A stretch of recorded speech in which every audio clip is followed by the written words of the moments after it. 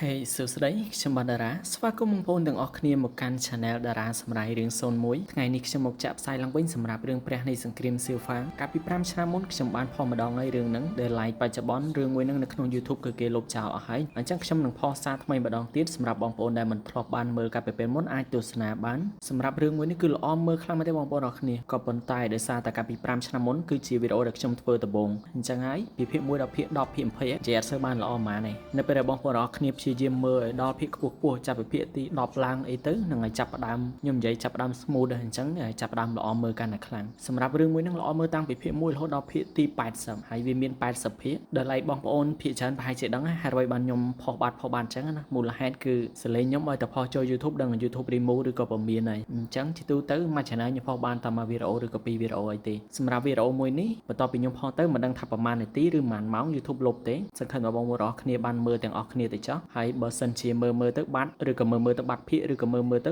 អត់ឃើញខ្ញុំផុសទៀតបានន័យថាជាប់ពមៀនទៀតហើយចាំបងប្អូនអរគ្នាអាចចូលទៅមើលនៅក្នុង Telegram ខ្ញុំបានសម្រាប់រឿងហ្នឹងក៏ដូចជារឿងផ្សេងទៀតហ្នឹងគឺខ្ញុំមានច្រើននៅក្នុង Telegram មានដូចជា10រឿងជាងហើយហ្នឹងហើយសម្រាប់ចូលមើលនៅក្នុង Telegram ខ្ញុំគិតលុយខ្លះហ្នឹងហើយក៏មិនច្រើនដែរ$1 $2អីហ្នឹងហើយហើយមានរឿងវែងរឿងខ្លីរឿង200ភាគ300ភាគក៏មានដែរដូចជារឿងក្របពុយវិញ្ញាណឋានសួគ៌ហ្នឹងមានរហូតដល់តែ300ភាគបងប្អូនអាចចូលទស្សនាបានខ្ញុំគិតលុយដែររឿងហ្នឹងដូចជារឿងយុទ្ធសាស្ត្រក្បាច់គុណផ្កាយមាន80ភាគតម្លៃក៏មិនថ្លៃដែរ$1 25សេនដែរបងប្អូនអរគ្នាអាចចូលទស្សនាបាននៅមានរឿងផ្សេងទៀតជាច្រើនទៀតហ្នឹងហើយចំណែក link Telegram បងប្អូនអាចចូលទៅក្នុង Telegram ហើយ search នៅ username មួយនេះទៅចុច add ហើយវាយអក្សរពាក្យ Yuli TV ចេញហើយហ្នឹងគឺជា Telegram របស់ខ្ញុំចាំខ្ញុំដាក់នៅលើកញ្ចក់ហ្នឹងឲ្យមើលថាវាយរបៀបមិនចេញហើយបងប្អូនបើសិនជាចង់ទស្សនាគ្រាន់តែ Telegram ទៅខ្ញុំប្រាប់ថាបងខ្ញុំចង់មើលរឿងទៅហើយប្រាប់ចំណងជើងឬក៏សួរខ្ញុំថាមានរឿងអីខ្លះចាំខ្ញុំ5អញ្ចឹងណាដូចជានិយាយច្រើនដែរហើយបងប្អូនអាចចូលទៅទស្សនាតែម្ដងទៅធ្វើឲ្យព្យាយាមទស្សនាឲ្យផុត20ភាគហ្នឹងទៅដឹងដល់កន្លែងល្អមើលខ្លាំងណាស់សង្ឃឹមថាបងប្អូនអរគ្នារីករាយនៅក្នុងការទស្សនា20ភាគនេះយើងនឹងចាំជួបគ្នានៅវីដេអូក្រោយពេលក្រោយបាយបាយតាមនិស្ស័យរឿងគេបាននិយាយឲ្យយើងដឹងថាសរសៃឈាមនៃផែនដីកំពុងតែប៉ោងឡើងភាពនឹងផ្ទុះបែកទៅហើយនៅក្នុងពិភពនៃព្រៃពូជមនុស្សគឺគ្រាន់តែជាពូជដែលទន់ខ្សោយតែប៉ុណ្ណោះហើយប្រឈមមុខជាមួយនឹងគ្រោះថ្នាក់ធ្ងន់ធ្ងរនៃការរស់រានមានជីវិតអាណាព្យាបាលទាំង4នៃពូជមនុស្សមិនអាចស្វែងរកអ្នកស្នងតំណែងស័ក្តិសមបាននោះទេអ្នកទាំង4ចុងក្រោយបានសម្រេចចិត្តបញ្ចូលសាច់ឈាមទៅក្នុងព្រៃនិងផែនដីដើម្បីជ្រើសរើសអ្នកស្នងតំណែងទៅតាមឆន្ទៈរបស់ពិភពលោក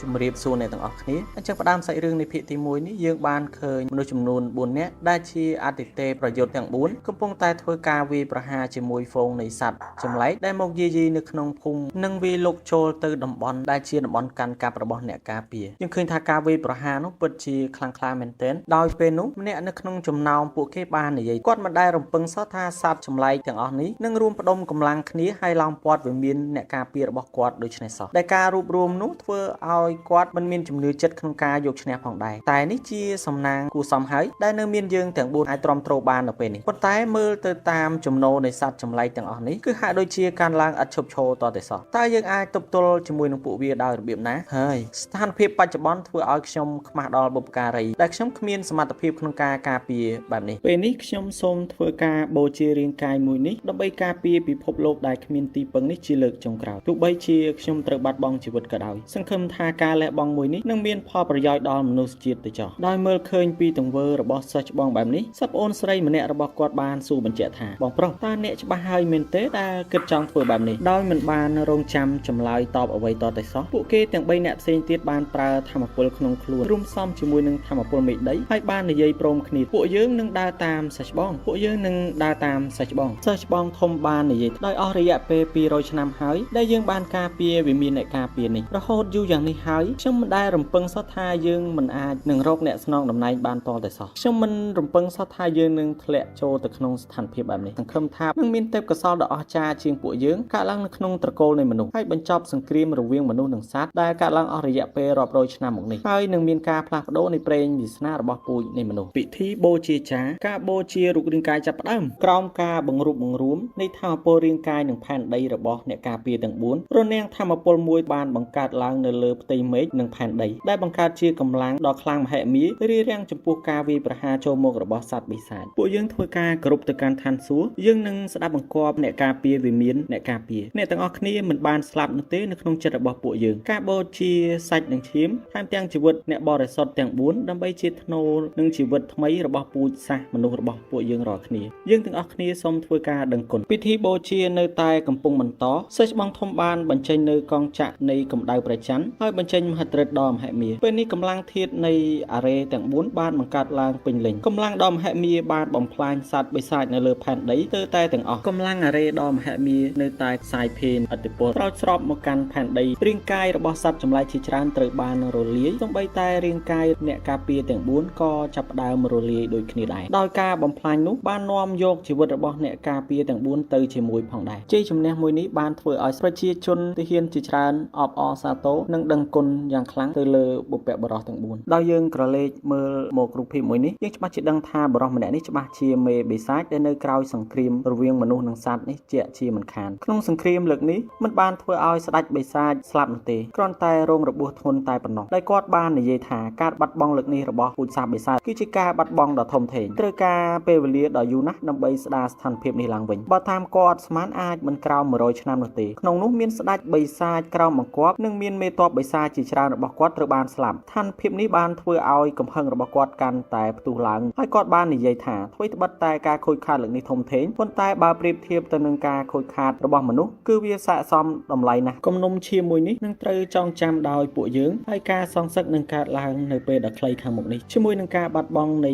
អ្នកការពាររបស់មនុស្សជាតិតើមនុស្សនៅមានខ្នងបង្អែកអ្វីទៀតទៅពូជសាសន៍នេះនឹងត្រូវបានរលាយបាត់ពីពិភពលោកនៅថ្ងៃខាងមុខដ៏ខ្លីនេះជាក់ជាមិនខានមានមេទ័pomម្នាក់កំពុងតែឈរបញ្ជាក្នុងការចាប់ផ្ដើមធ្វើជញ្ជាំងកំផែងដើម្បីការពារសត្វចម្លែកវាយប្រហារមេទ័ពធំនោះបានសួរទៅកាន់កងទាហានទាំងអស់នោះតើអ្នកទាំងអស់គ្នាខ្លាចបាត់បង់ជីវិតទេហើយតើថាអ្នកទាំងអស់គ្នាខ្លាចគ្រួសារអ្នកទាំងអស់គ្នាត្រូវស្លាប់ដែរឬទេបើដូច្នោះមែនអ្នកទាំងអស់គ្នាគួរតែផ្ដោតសំខាន់ទៅលើភាពរឹងមាំនៃកំផែងនេះឲ្យបានល្អបំផុតតាមអ្វីដែលអាចធ្វើទៅបានវានឹងការពារគ្រួសាររបស់អ្នកពីសត្វបិសាចទាំងអស់នោះបន្ទាប់ពីក្រឡេកមើលទៅកំផែងរួចរាល់ហើយគាត់បានងាកមកហើយនិយាយជាមួយមេទ័ពរបស់គាត់វាគ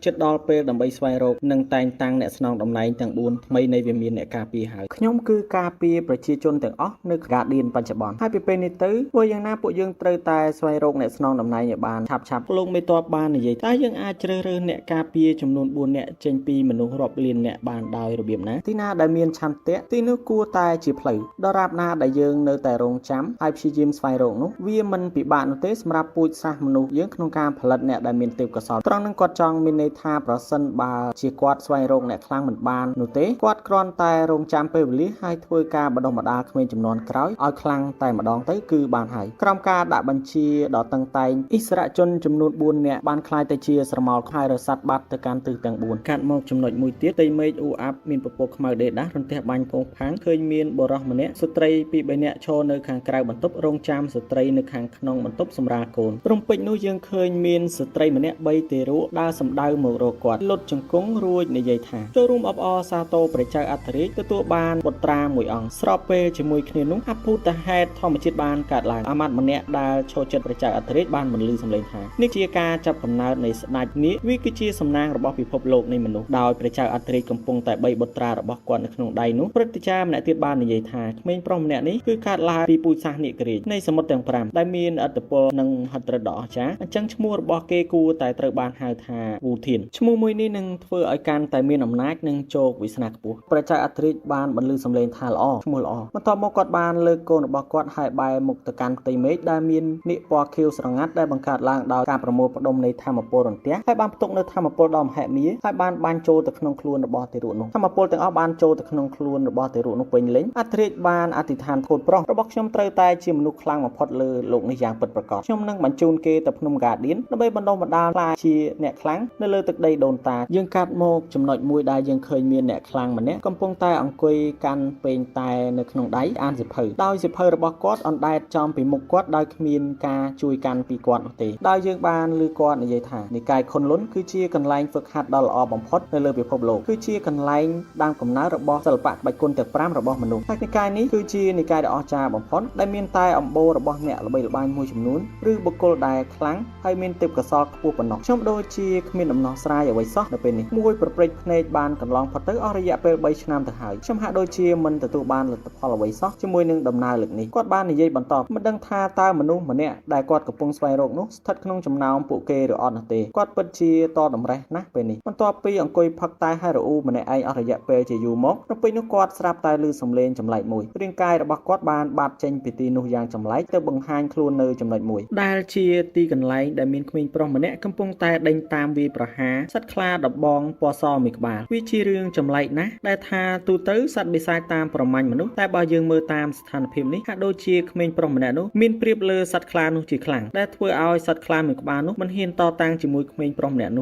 ះទេបន្ទាប់ពីដេញតាមវាប្រហារសត្វខ្លានោះអស់មួយរយៈពេលសត្វខ្លានោះត្រូវបានរារាំងដោយដុំថ្មធំមួយដុំដែលក្មេងប្រុសម្នាក់នោះគប់សម្ដៅទៅពីមុខវាមើលទៅក្មេងប្រុសម្នាក់នេះហាក់ដូចជាខ្លាំងខ្លាណាស់ដែលគេម្នាក់ឯងអាចសម្លុតសត្វខ្លានោះឲ្យរត់បែបនេះជាមួយល្បឿនដ៏លឿនគេបានបង្ហាញខ្លួននៅពីក្រោយខ្លាដំបងពណ៌សហើយបានចាប់កន្ទុយរបស់វាក្រវីក្រវ៉ាត់3-4ជុំក្រវែងទៅលើអាកាសធ្លាក់មកបុកលើដីរំពេចនោះបរោះឈុតសបានបង្ហាញខ្លួនដោយមានការងឿងឆ្ងល់ក្មេងតូចម្នាក់នោះបានសួរថាតើលោកជានរណាឆ្លើយតបជាមួយនឹងក្មេងប្រុសម្នាក់នោះបរោះឈុតសបានប្រែទៅជាព្រះភ្លាមព្រឹទ្ធាចារ្យម្នាក់នោះបាននិយាយមិនអន់ទេឯងពិតជាឆ្លាតមែនស្របពេលជាមួយគ្នានោះគាត់បានហៅក្មេងប្រុសម្នាក់នោះថាជីអឺតើឯងស្ម័គ្រចិត្តថ្វាយបង្គំហើយយកខ្ញុំធ្វើជាគ្រូដែរឬទេមិនបានឆ្លើយតបជាមួយព្រឹទ្ធាចារ្យក្មេងប្រុសម្នាក់នោះបានលោតដើម្បីធ្វើការវាយប្រហារព្រឹទ្ធាចារ្យពេញមួយទំហំអញ្ចឹងយើងដឹងហើយថាក្មេងម្នាក់នោះត្រូវបានហៅថាឈិញអឺពីព្រឹទ្ធាចារ្យឆ្លើយតបជាមួយនឹងសកម្មភាពបែបនោះព្រឹទ្ធាចារ្យបានបង្កើននៅធម្មពលនៅចន្លោះចុងម្រាមដៃរបស់គាត់ហើយបានផ្ទាត់សម្ដៅទៅក្មេងប្រុសក្រោមធម្មពលនៃចង្អុលម្រាមដៃរបស់គាត់បានបង្កើតទៅជារនាំងហុំព័ទ្ធពណ៌ទឹកសមុទ្រមួយដែលបានចាប់ក្មេងប្រុសម្នាក់នោះទុកក្នុងរង្វង់គាត់បានបន្តថាតាមពិតក្មេងប្រុសម្នាក់នេះមានទេពកោសល្យរួចទៅហើយប៉ុន្តែគួរឲ្យស្ដាយបន្តិចដែ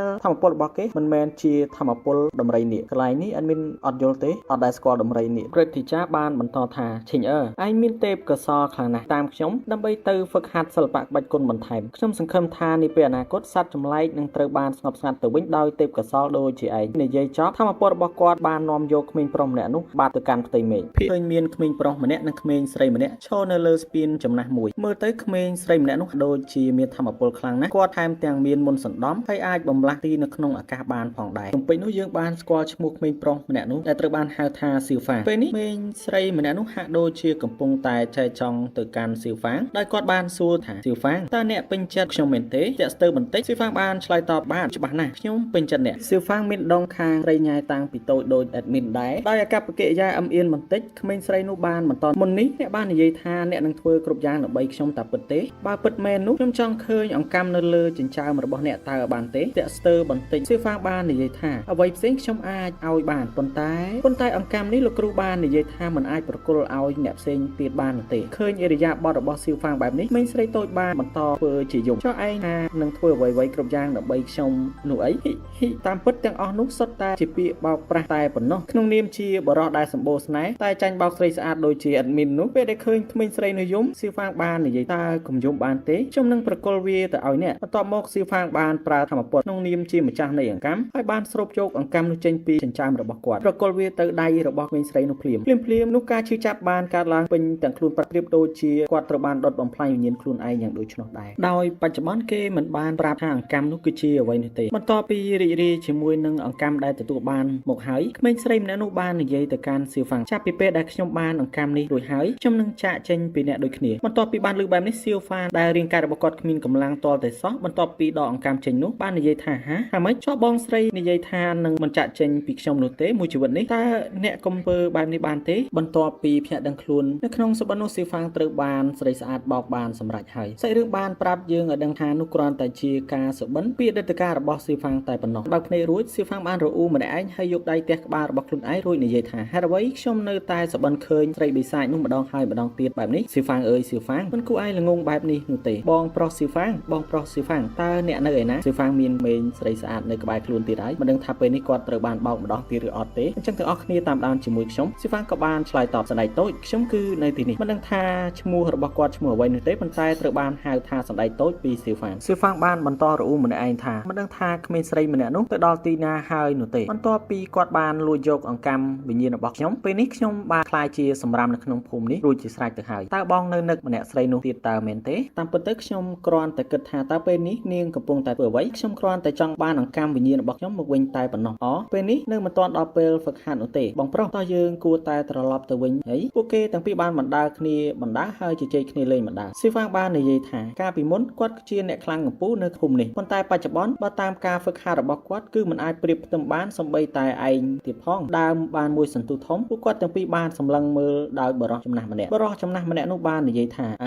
วันโลกดอลลาร์ซ้อมคณีเอาไว้อย่างนี้เมื่อตั้งเนี่ยตั้งปีกูตายจีกูสไนดอลลาร์ชอบนี่เป็นอนาคตซีฟางบานเธอหมกดื้อนี่ยัยตอบแต่กอดเป็นฐานมนุษย์จักรกูตาเนี่ยอาจชมนี่ยัยเปียแต่งนี้ได้จะเปียมันกวาดใบบองซีฟางตาบองประกังจมูกหนึ่งกวาดพลังอย่างนี้เฟอร์เอาไว้เตยสันได้โต้เนี่ยขนมภูมินี้ปัจจุบันชมคือเชี่ยมนุษย์ได้ขมิ้นประยาวมันเนี่ยรู้แต่หายยี่ล้อไอ้กูตายในไอ้ช่างไอ้ปีกชมบันเตยเตยไปได้มีมนุษย์จักรเนี่ยตั้งออกนี่มีจามอดนี่คือเชี่ยสปินได้ซีฟางตระบานบอกโดยขมิ้นใส่กาปีเนื้อโต้ให้ยกอังการไปกวาดนะมันต่อปีบานดาวมวยสันตุมอกพวกเกตั้งปีบานดาโจมดอลภูมิรวยจีสายตัวหายบองโปรซีฟางมวยระยะนี้เนี่ยภูมิระบายยังบานเตอบ่อบังให้พิจารณาในพวกเกคือตระบานบัดบองจีวันตาวีจิกาปเตซีฟางมันบานชลายตอบคนใต้กอดบานในยัยถาบากรมโดยซาตายเมเด็กน้อมในภูมิระบายยังบานสลับการปีจำนวนมุนคำไอ้เนี่ยภูมิระบายยังมันคลายเกแบบนี้หนึ่งตีให้กูตายเชียภูมิได้คลังมาพดในขนมจำนวนภูมิแตงดับร้ำเจเชียเหมือนขานมันต่อปีลือซีฟางในยัยแบบนี้ไม่ใช่โต้บานตอบแต่กอดบองโปรซีฟางไอในยัยเปียแบบนี้บานคนใต้มันเตยในยัยเอาปูจันลือหนึ่งตีพอจะมาเชียเมียนอารมณ์มันหล่อประสันบากอดบานลือปีแต่งนี้เจนปีหมดระบบบองอันจังชมมันเจาะปรับเนี่ยต่างออกนี้ผู้ดูแฮดได้ขมิ้นใส่ตัวนี่ในยัยแบบนี้ก็โปรตายปูจันคือเชียปกบอซีฟางให้เตยเชียเมพุ่มปัจจุบันพองได้คนใต้ซีฟางมันสสายปกบกอดใบเชียสสายเมพุ่มจำนวนโมตวิงชมเชื่อเจาะเลยหรือปูจันบาตามกำลังระบอบหรือปูจันกอดกูตายอาจกาเปียพุ่มบอยืงบานกัดหมอกกันไหลมุ้ยยังเคยมีขมิ้นโปรใบบุญเนี่ยกำปงตายหัดไว้คนมีนบรอไว้กันดามเนี่ยกำปงตายบังหัดบังเรียนหมกมอดนึ่งสำเร็จระบอบกอดเรื่องมอมโดยชีเรียงกายระบอบสัตว์คลาเป็นนักกอดบ้านในยัยถาเตยตายบกคัดเตยตายมีนจมโฮเรื่องมอมโดยชีโกลสโตรลได้มันอายเตยบ้านพลาตีในเปได้มีชาวบอกเมื่อเตยปู่ไอ้เจ้าหัดมันตอนแต่งบ้านมวยเม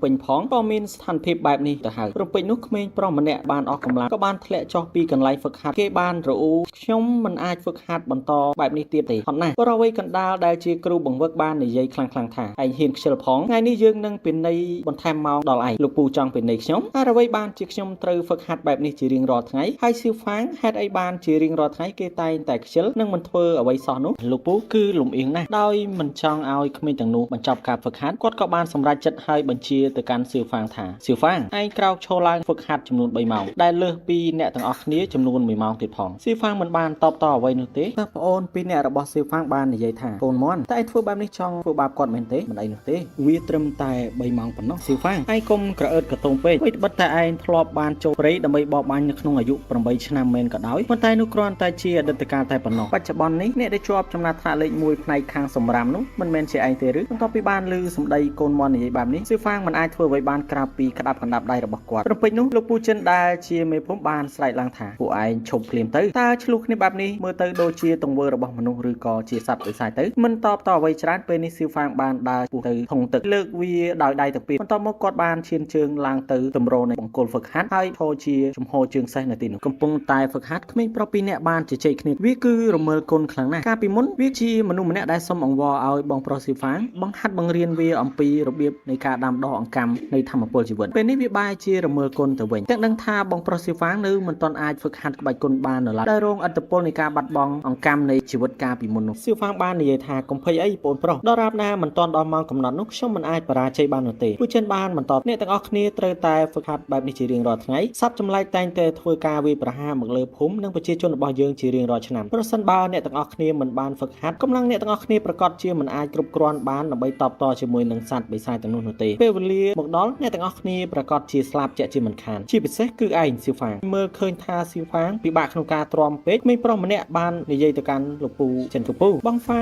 งกอดเนยชื่อในลายหลวงปู่กลมทัวบาบกอดไอสตาร์หลวงปู่อาจเป็นในชมจุ่มนูบังฟังบานเตบาใบเมาบังฟังฉบับชีมันอาจแต่ตัวยกบานเตในยัยมันตอนจับพ้องซิฟังได้กำปงแต่โชนในเรือบังโกลบานแผลจอมกจมูกหนึ่งทงตึกต่างปีผู้เช่นได้จีครูบังฮัดบานในยัยท่าซิฟังใครไอ้บ้านในยัยท่าไอ้อาจฝึกฮัดบานเลือกปีใบเมาหน่อยชอนนี่ชีเอาไว้เตหลวงครูบ้านในยัยท่าจุ่มโฮเริงม้อมคือจีกาจูโจในกองในธรรมโพลเตเตเป็นนิคชมคือมีนจุ่มโฮเริงม้อมครั้งไหนนุ่งกาประยุทธ์จมูกหนังสัตว์ใบสายมันต่อปีบ้านลือเปียสมได้ต่างนี้ผู้เช่นได้ตึกมกครีมกรอมกาปีมุนบ้านยืนยมในเป็นนี้มันต่อมกเนี่ยตึงออกนี่บ้านสไลยางเอาลาค่ะบนดอกสโนในธรรมโพลจีวัดกำจัดสัตว์ใบสายบนดอกสโนในธรรมโพลจีวัดกำจัดสัตว์ใบสายการโมกาฝึกหัดในไทยบรรทบซิลฟางบ้านบรรทอการฝึกหัดบกอดจมูกหนึ่งขมิ้นโปรดเตจีธรรมดาโดยมันจังบามกซิลฟางบ้านบรรทอการฝึกหัดบกอดอันชบโชชื่อมวยหนึ่งการตั้งจัดกระปูเรื่องนี้ซิลฟางบ้านสัญญาจมูกหนึ่งคลุนไอ้กอดหนึ่งไอ้เปื่อยบ้านกอดบ้านบรรทอการฝึกหัดโทบ้านจัดมวยมองเป็นซิลฟางในใต้บรรทอแผลจอมกใดจีนไหนกำลังเรียงกายบกอดหัดโดยจีกสาวจีนขมิ้นตัวเตะตู้ใบเชียอย่างนายกระดาษจุ่มเนื้อจัด លើខ្លួនឯងនៅតែមានសម្រាប់គាត់ជានិច្ចគាត់បានបន្តទទួលយកការហ្វឹកហាត់ជាបន្តមួយសន្ទុះក្រោយមកមានបរិសម្នាក់ដើរមករីកាដល់លោកពូឈិននៅរឿងអ្វីមួយយកដៃទះស្មារបស់ស៊ីវ៉ាងហើយបាននិយាយទៅខំប្រឹងហ្វឹកហាត់ស្ដីតូចបានដើរទៅសួរស៊ីវ៉ាងបងប្រុសតើបងមិនអីទេមែនទេមានប្រុសពីរនាក់ទៀតបានលោតចុះពីសសរនៃការហ្វឹកហាត់និយាយថាប្រហែលជាមិនអីនោះទេព្រោះនៅសល់តែកន្លះម៉ោងទៀតតែប៉ុណ្ណោះគ្រប់3ម៉ោងរួចទៅហើយមុននឹងពាក្យទាំងនោះបាននិយាយចប់ស៊ីវ៉ាងបានកំពុងតែហ្វឹកហាត់និងបញ្ចេញកម្លាំងនៃរាងកាយលេចចេញនៅធម្មពលចម្លែកហើយបានផ្ទុះចេញពីរាងកាយរបស់គាត់ភ្លាមៗចំហាយនេះបានធ្វើឲ្យអ្នកទាំង3នៅជុំវិញខ្លួនគាត់បានខ្ទាតឲ្យប្រហែលពី3ម៉ែត្រផងដែរកម្លាំងធម្មពលដែលផ្ទុះចេញមិញតើជាធម្មពលអ្វីទៅឯងមិនដឹងទេឬនោះហើយហៅថាធម្មពលនៃកងជីវិតជាមួយនឹងការផ្ទុះនៃធម្មពលរាងកាយរបស់គាត់បានអនុញ្ញាតឲ្យស៊ីវ៉ាងទប់លំនឹងខ្លួនឯងបន្តការឈររហូតដល់4ម៉ោងមុននឹងរយៈពេល4ម៉ោងបានមកដល់ស៊ីវ៉ាងបានជ្រមុជចូលទៅក្នុងការហ្វឹកហាត់ឲ្យជ្រៅវិញ្ញាណរបស់គាត់បានទៅដល់កន្លែងមួយហើយទទួលយកការហ្វឹកហាត់ធម្មពលនៃកម្មជីវិតរបស់គាត់ពេញលេញនៅពេលនោះតែម្ដងស៊ីវ៉ាងបានចាប់ផ្ដើមពី2កម្មរហូតដល់5កម្មដោយស្ថិតក្នុងស្ថានភាពហ្វឹកហាត់ក្មេងប្រុសទាំងពីរនាក់នោះកំពុងតែជជែកគ្នាបន្តបងប្រុសស៊ីវ៉ាងកាលពីមុនបានបង្កើតកម្មនៃជីវិតរបស់គាត់នៅអាយុ8ឆ្នាំហើយនៅអាយុ10ឆ្នាំគាត់បានឈានជើងចូលទៅកម្រិតត្រដឹងរួចទៅហើយបន្ទាប់ពីបញ្ចប់ការហ្វឹកហាត់នៅក្នុងពិភពស្មារតីរួចមករយៈពេល4ម៉ោងត្រូវបានកន្លងផុតទៅស៊ីវ៉ាងដែលកំពុងឈ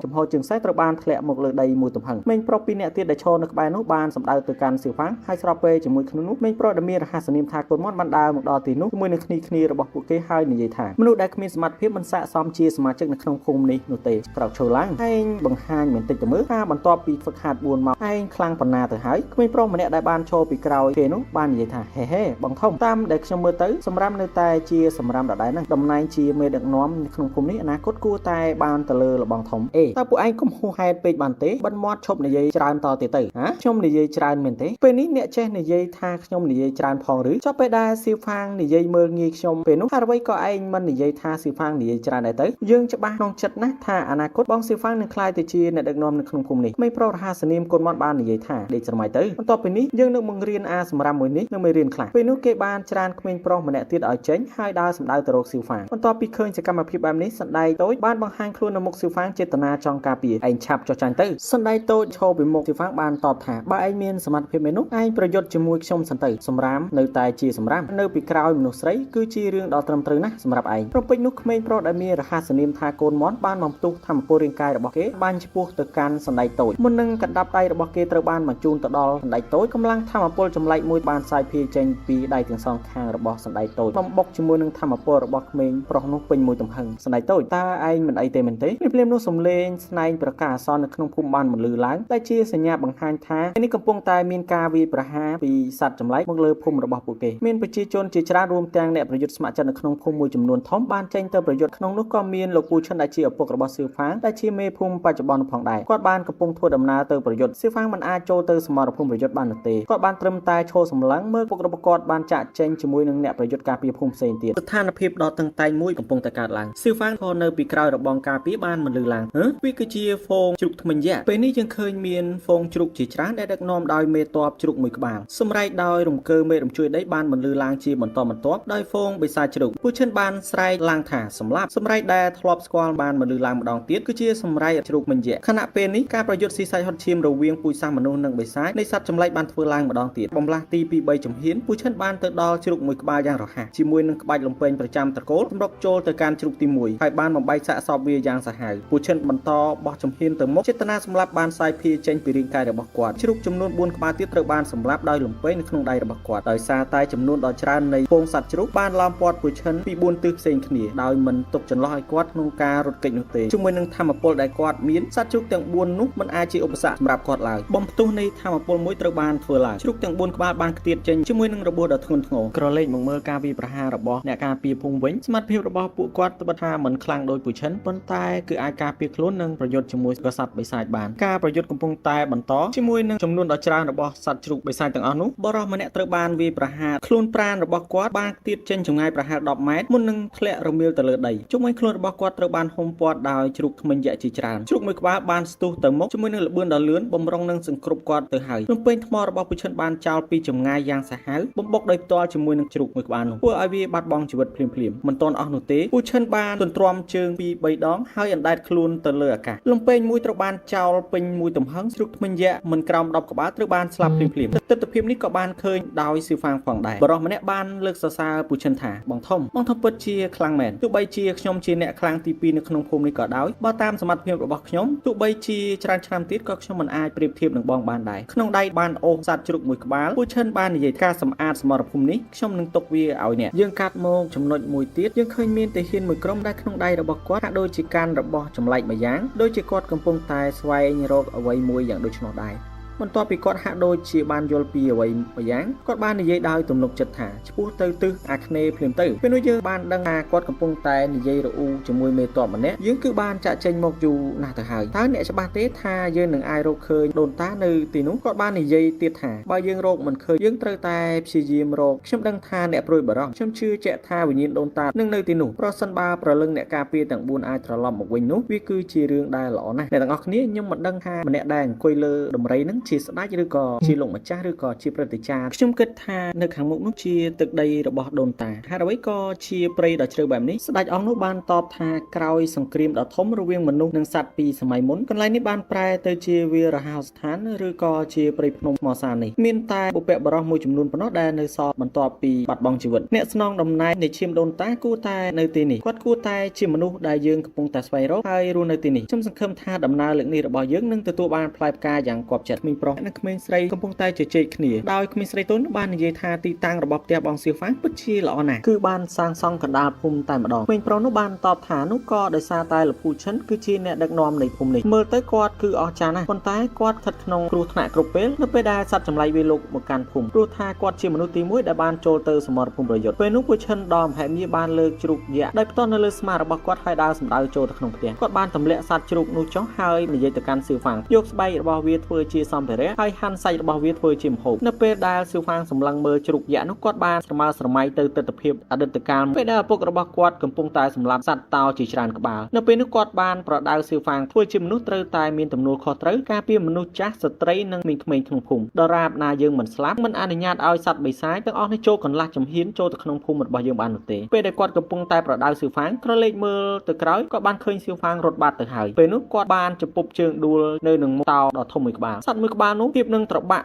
់ស៊ីសៀវហ្វាំងទៅហើយពេលនោះពូឈិនបានបំលាស់ទីចូលមកហើយបានចាក់សត្វតោនោះមួយដាវជាមួយគ្នានោះផងដែរគាត់ក៏ត្រូវបានរងរបួសដោយក្រញ៉ាំសត្វតោនោះផងដែរតែមុខរបស់គាត់បានពោពេញទៅដោយធៀមពេលនោះសៀវហ្វាំងខ្លាចហើយបាននិយាយថាពុកមិនអីទេមែនទេពុកជាមនុស្សប្រុសមិនត្រូវនិយាយពាក្យខ្លាចនៅចំពោះមុខសត្រូវនោះទេពេលនោះសៀវហ្វាំងបានជួតទឹកភ្នែកហើយនិយាយថាខ្ញុំនឹងមិនធ្វើវាម្ដងទៀតទេពុកខ្ញុំនឹងរឹងមាំហើយការពារអ្នកភូមិហើយការពារភូមិរបស់យើងទាំងមូលពេលដែលបានភ្ញាក់ពីឋានភាពស្រមើស្រមៃសៀវហ្វាំងបានទាញកូនកំបិតក្បែរខ្លួនចាក់សម្ដៅទៅកាន់ជ្រូកគាត់បានស្ដីបន្ទោសទៅកាន់ខ្លួនឯងថាសូម្បីតែជ្រូកងាប់មួយក្បាលទៅក៏ខ្ញុំគ្មានសមត្ថភាពនឹងប៉ះពាល់វាតាមពិតទៅខ្ញុំជាសម្រាមដូចជាគេថាមែនតើខ្ញុំអាចខ្លាំងបានដោយរបៀបណាបើបែបនេះនោះរំពេចនោះសម្ដែងតូចបានដើរមកហើយនិយាយថាបងប្រុសទុកវាឲ្យខ្ញុំជួយបងបានទេតើឯងចង់ជួយខ្ញុំជាមួយនឹងរាងកាយដ៏តូចរបស់ឯងកំពុងតែមើលងាយបងប្រុសម្នាក់នេះមែនទេសម្ដែងតូចបានតបមិននឹងអាចទៅបងប្រុសនៅក្នុងចិត្តរបស់ខ្ញុំបងប្រុសគឺជាអ្នកក្លាហានដែលខ្លាំងជាងគេបំផុតបើគ្មានប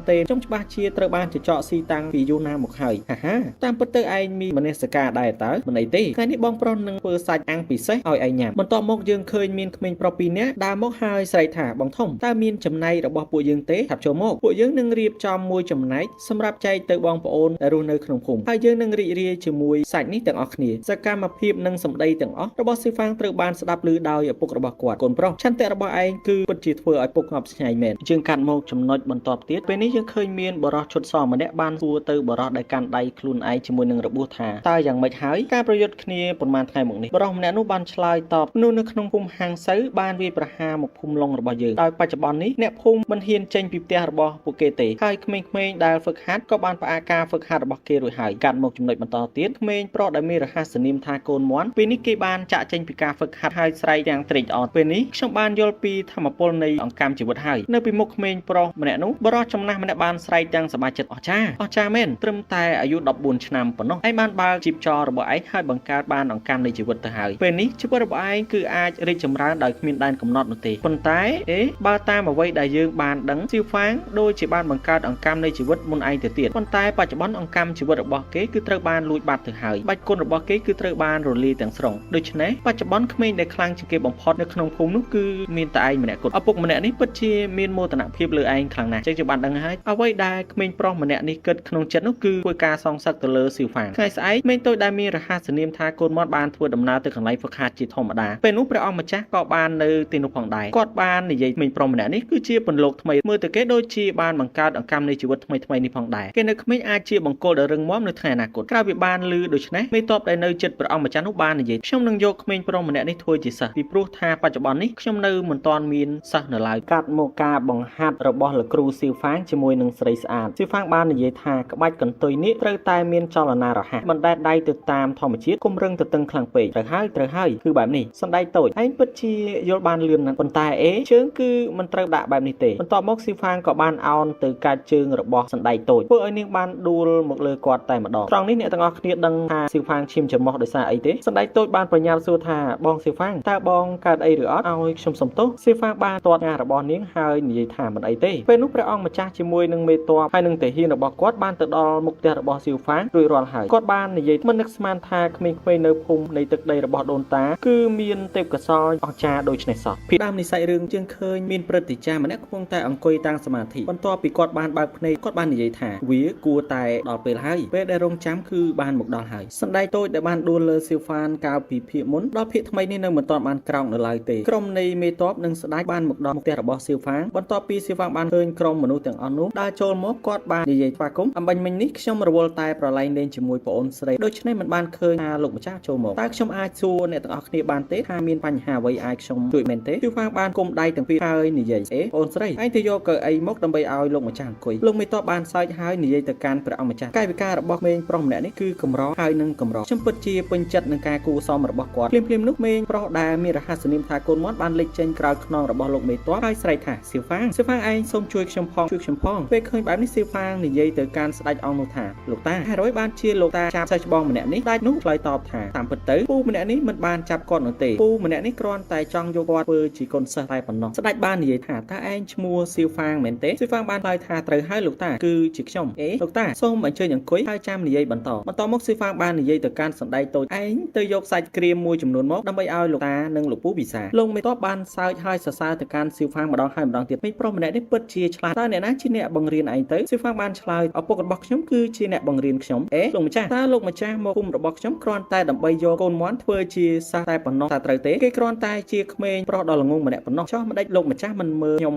វិញទៅខ្ញុំគឺឆ្លាតប៉ុណ្ណាដល់វគ្គស៊ីវហ្វាងចាយលក់លេហើយតើអ្វីបានជាលោកម្ចាស់មិនមើលខ្ញុំវិញទៅខ្ញុំកើតមកជាមួយនឹងឆ្អឹងដ៏រឹងមាំអ្នកគ្រប់គ្នាតែងតែសរសើរនៅភាពប៉ិនប្រសប់របស់ខ្ញុំជាមួយនឹងទេពកោសល្យដែលមាន100ឆ្នាំម្ដងតែប៉ុណ្ណោះហេតុអ្វីបានជាលោកម្ចាស់មិនទទួលយកខ្ញុំធ្វើជាសិស្សហើយដោះលែងកូនមាន់តូចនោះទៅលោកមេតបបានសើចនោះក៏ព្រោះតែគាត់គឺបានបង្កើតអង្កាំវិញ្ញាណរបស់គាត់រួចរាល់ថែមទាំងមានឆ្អឹងដ៏រឹងមាំមានកម្លាំងខ្លាំងក្លាយើងមើលទៅឯងដូចជាមិនអន់ទេប៉ុន្តែយើងបានឃើញថាអង្កាំនៃជីវិតរបស់ឯងត្រូវបានដកចេញហើយកម្លាំងខាងវិញ្ញាណរបស់ឯងដូចជាត្រូវបានបំផ្លាញអស់ហើយដូច្នេះស៊ីវហ្វាងឯងគួរតែនៅក្នុងភូមិនេះហើយធ្វើជាក្មេងប្រុសដ៏ល្អម្នាក់ពេលនេះស៊ីវហ្វាងបាននិយាយបបិទ្ធលោកម្ចាស់តើមានវិធីដើម្បីជួសជុលនិងស្ដារឡើងវិញនៅអង្កាំយួរដែរទេតើលោកម្ចាស់អាចដឹងមួយឬពីរវិធីដែរឬទេពេលនោះស្ដេចអង្គនោះបានបើកដែននៃធម្មពលលើកស៊ីវហ្វាងឡើងទៅលើហើយនិយាយថាបើឯងចង់ជួសជុលឬស្ដារនៃអង្កាំជីវិតនោះឯងត្រូវតែមានភាពអំណត់ហើយអនុវត្តនៅការហ្វឹកហាត់នៃរាងកាយតនោះកម្លាំងនៃធម្មជាតិនឹងចាប់ផ្ដើមចាក់ចូលទៅក្នុងរាងកាយសាជាថ្មីហើយបង្កើតបានជាផ្លែផ្កាស្ដេចនោះចង់មានន័យថ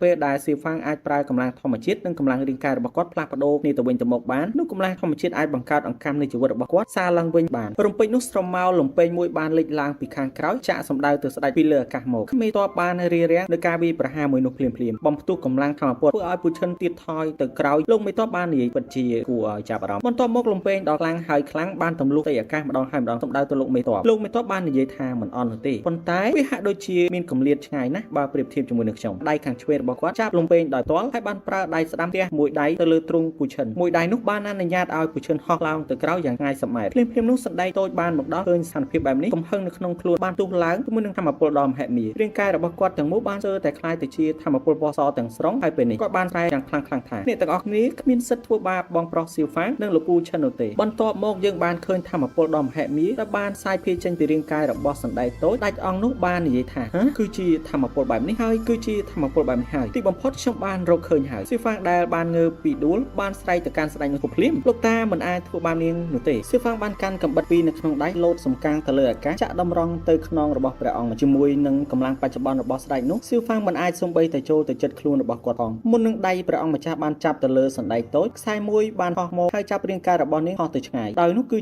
ពូឈិនលោកមេតបបាននិយាយថាអ្នកហាក់ដូចជាមិនចង់ចាំនៅរឿងដែលបានកើតឡើងមុននេះទេជាមួយនឹងការរុញកណ្ដាប់ដៃទៅមុខពូឈិនត្រូវបានបញ្ជូនឲ្យហោះទៅឆ្ងាយម្ដងទៀតពេលនោះយើងឃើញមានសេនាការពារភូមិ 3-4 នាក់រត់យ៉ាងលឿនហើយបាននិយាយថាតើអ្នកទាំងអស់គ្នាថ្លើមធំប៉ុណ្ណាដែលហ៊ានមកប៉ះសមាជិកនៃភូមិរបស់យើងខ្ញុំពាត់ពួកគេភ្លាមទៅដាច់ខាតមិនឲ្យមាននរណាម្នាក់ចាក់ចែងពីទីនេះនោះពូឈិនដែលកំពុងតែដេកដួលបាននិយាយថាពួកអ្នកជាអ្នកណាហើយមកទីនេះតើអ្នកទាំងអស់គ្នាត្រូវការអ្វីអ្នកការពារភូមិម្នាក់បាននិយាយថាអ្នកទាំងអស់គ្នានេះមានបំណងល្អនោះទេមើលទៅពួកគេហាក់ដូចជាធ្វើបាបគេខ្លាំងណាស់អ្នកការពារភូមិជាង10នាក់បានមកដល់កូនប្រុសជាកូនប្រុសរបស់ខ្ញុំមានប្រុសដែលមានរហស្សនាមថាកូនមាន់ពេលដែលឃើញឪពុករបស់គាត់ក៏បានស្រែកលោកឪពុកជួយខ្ញុំផងមេតបដែលឃើញស្ថានភាពបែបនោះគាត់ក៏បាននិយាយអ្នកភូមិដែលមានឋានៈទុយទៀតមានក្រអឺតក្រទមផងនិយាយចប់គាត់បានអណ្ដែតខ្លួនទៅលើអាកាសសម្រុកចុះមកក្រោមវិញធ្វើការវាយប្រហារពួកគេទាំងនោះដេកដួលភ្លាមឃើញធម្មតាអស្ចារ្យបែបនេះគាត់បានស្រែកយ៉ាងតក់ស្លុតធម្មពលដែលមិនគួរជឿនេះគឺជាសម្រែកញាប់ផ្អើលរបស់ស៊ីវ៉ារំពេចនោះមានព្រឹត្តិការណ៍ក្នុងភូមិម្នាក់បានបង្ហាញខ្លួនឡើងគាត់មានតែដៃស្ដាំម្ខាងតែប៉ុណ្ណោះមិនបាននិយាយអ្វីសោះគាត់បានស្ទុះទៅមុខភ្លាមហើយបង្ហាញខ្លួននៅលើអាកាសជាមួយនឹងដាវក្នុងដៃគាត់បានកាប់ចុះសម្ដៅទៅរកអង្គរៈស្រមោលម្នាក់របស់ស្ដេចដាវដែលបានទុកទៅដោយធម្មពលដ៏មហិមាបានកាប់ចុះចំបាល់អង្គរៈស្រមោលនោះភ្លាមឆាំងលេងលោហៈធាតុបានប៉ះទង្គិចគ្នាជាមួយនឹងកម្លាំងបែបនេះទៅហើយអង្គរៈស្រមោលនៅតែញញឹមហើយទះមួយដៃទៅព្រឹត្តិការណ៍ចាស់បានទៀតថយទៅក្រោយដោយមានស្នាមឈាមនៅជ្រុងមាត់ម្ខាងរបស់គាត់ទៀតផងបន្ទាប់ពីបានខ្ទាតចម្ងាយប្រហែលជាង10ម៉ែត្របច្ចុប្បន្នព្រឹត្តិការណ៍បានទប់លំនឹងខ្លួនរួចរាល់មេតបបាននិយាយមិនចេះប្រមាណកម្លាំងមែនទានយកដាវមកកាប់នឹងថ្មផងសម្ដីរបស់គាត់មិនទាន់ទាំងបានបញ្ចប់ផងអង្គរៈស្រមោលដែលបានកាប់ដោយព្រឹត្តិការណ៍ដៃម្ខាងនោះបានបាក់ឆ្អឹងហើយដួលភ្លាមព្រះអង្គម្ចាស់តក់ស្លុតថាតើវាអាចទៅរួចដោយរបៀបណានោះគឺជាដាវកម្រិតផែនដីឬក៏កម្រិតទី4រពេចនោះវាផុតថលមួយបានបើកឡើងសម្ដេចគូតើអ្នកខ្លាយជាមនុស្សដែលគ្មានភាពអំណត់តាំងពីពេលណាសូម្បីតែមនុស្សចាស់ហើយពិការនៅក្នុងភូមិក៏អ្នកធ្វើការវាយប្រហារព្រឹត្តិការណ៍ម្នាក់បានដើរចេញពីលំហអាកាសត្រូវបានហៅថាលោកតាពីសំណាក់សណ្ដែកតូចលោកមេតបបានបោះសណ្ដែកតូចចេញពីដៃហើយនិយាយមិននឹកស្មានថាមានអ្នកខ្លាំងបែបនេះលាក់ខ្លួននៅក្នុងភូមិនេះសោះមើលឲ្យខ្ញុំសាកបន្តិចទៅមើលជប់ភ្លាមសំឡេងមួយបានបន្លឺឡើងចេញពីក្រៅខ្នងរបស់លោកមេតបព្រះអង្គម្ចាស់បានដើរសម្ដៅទៅព្រឹត្តិការណ៍សក់ស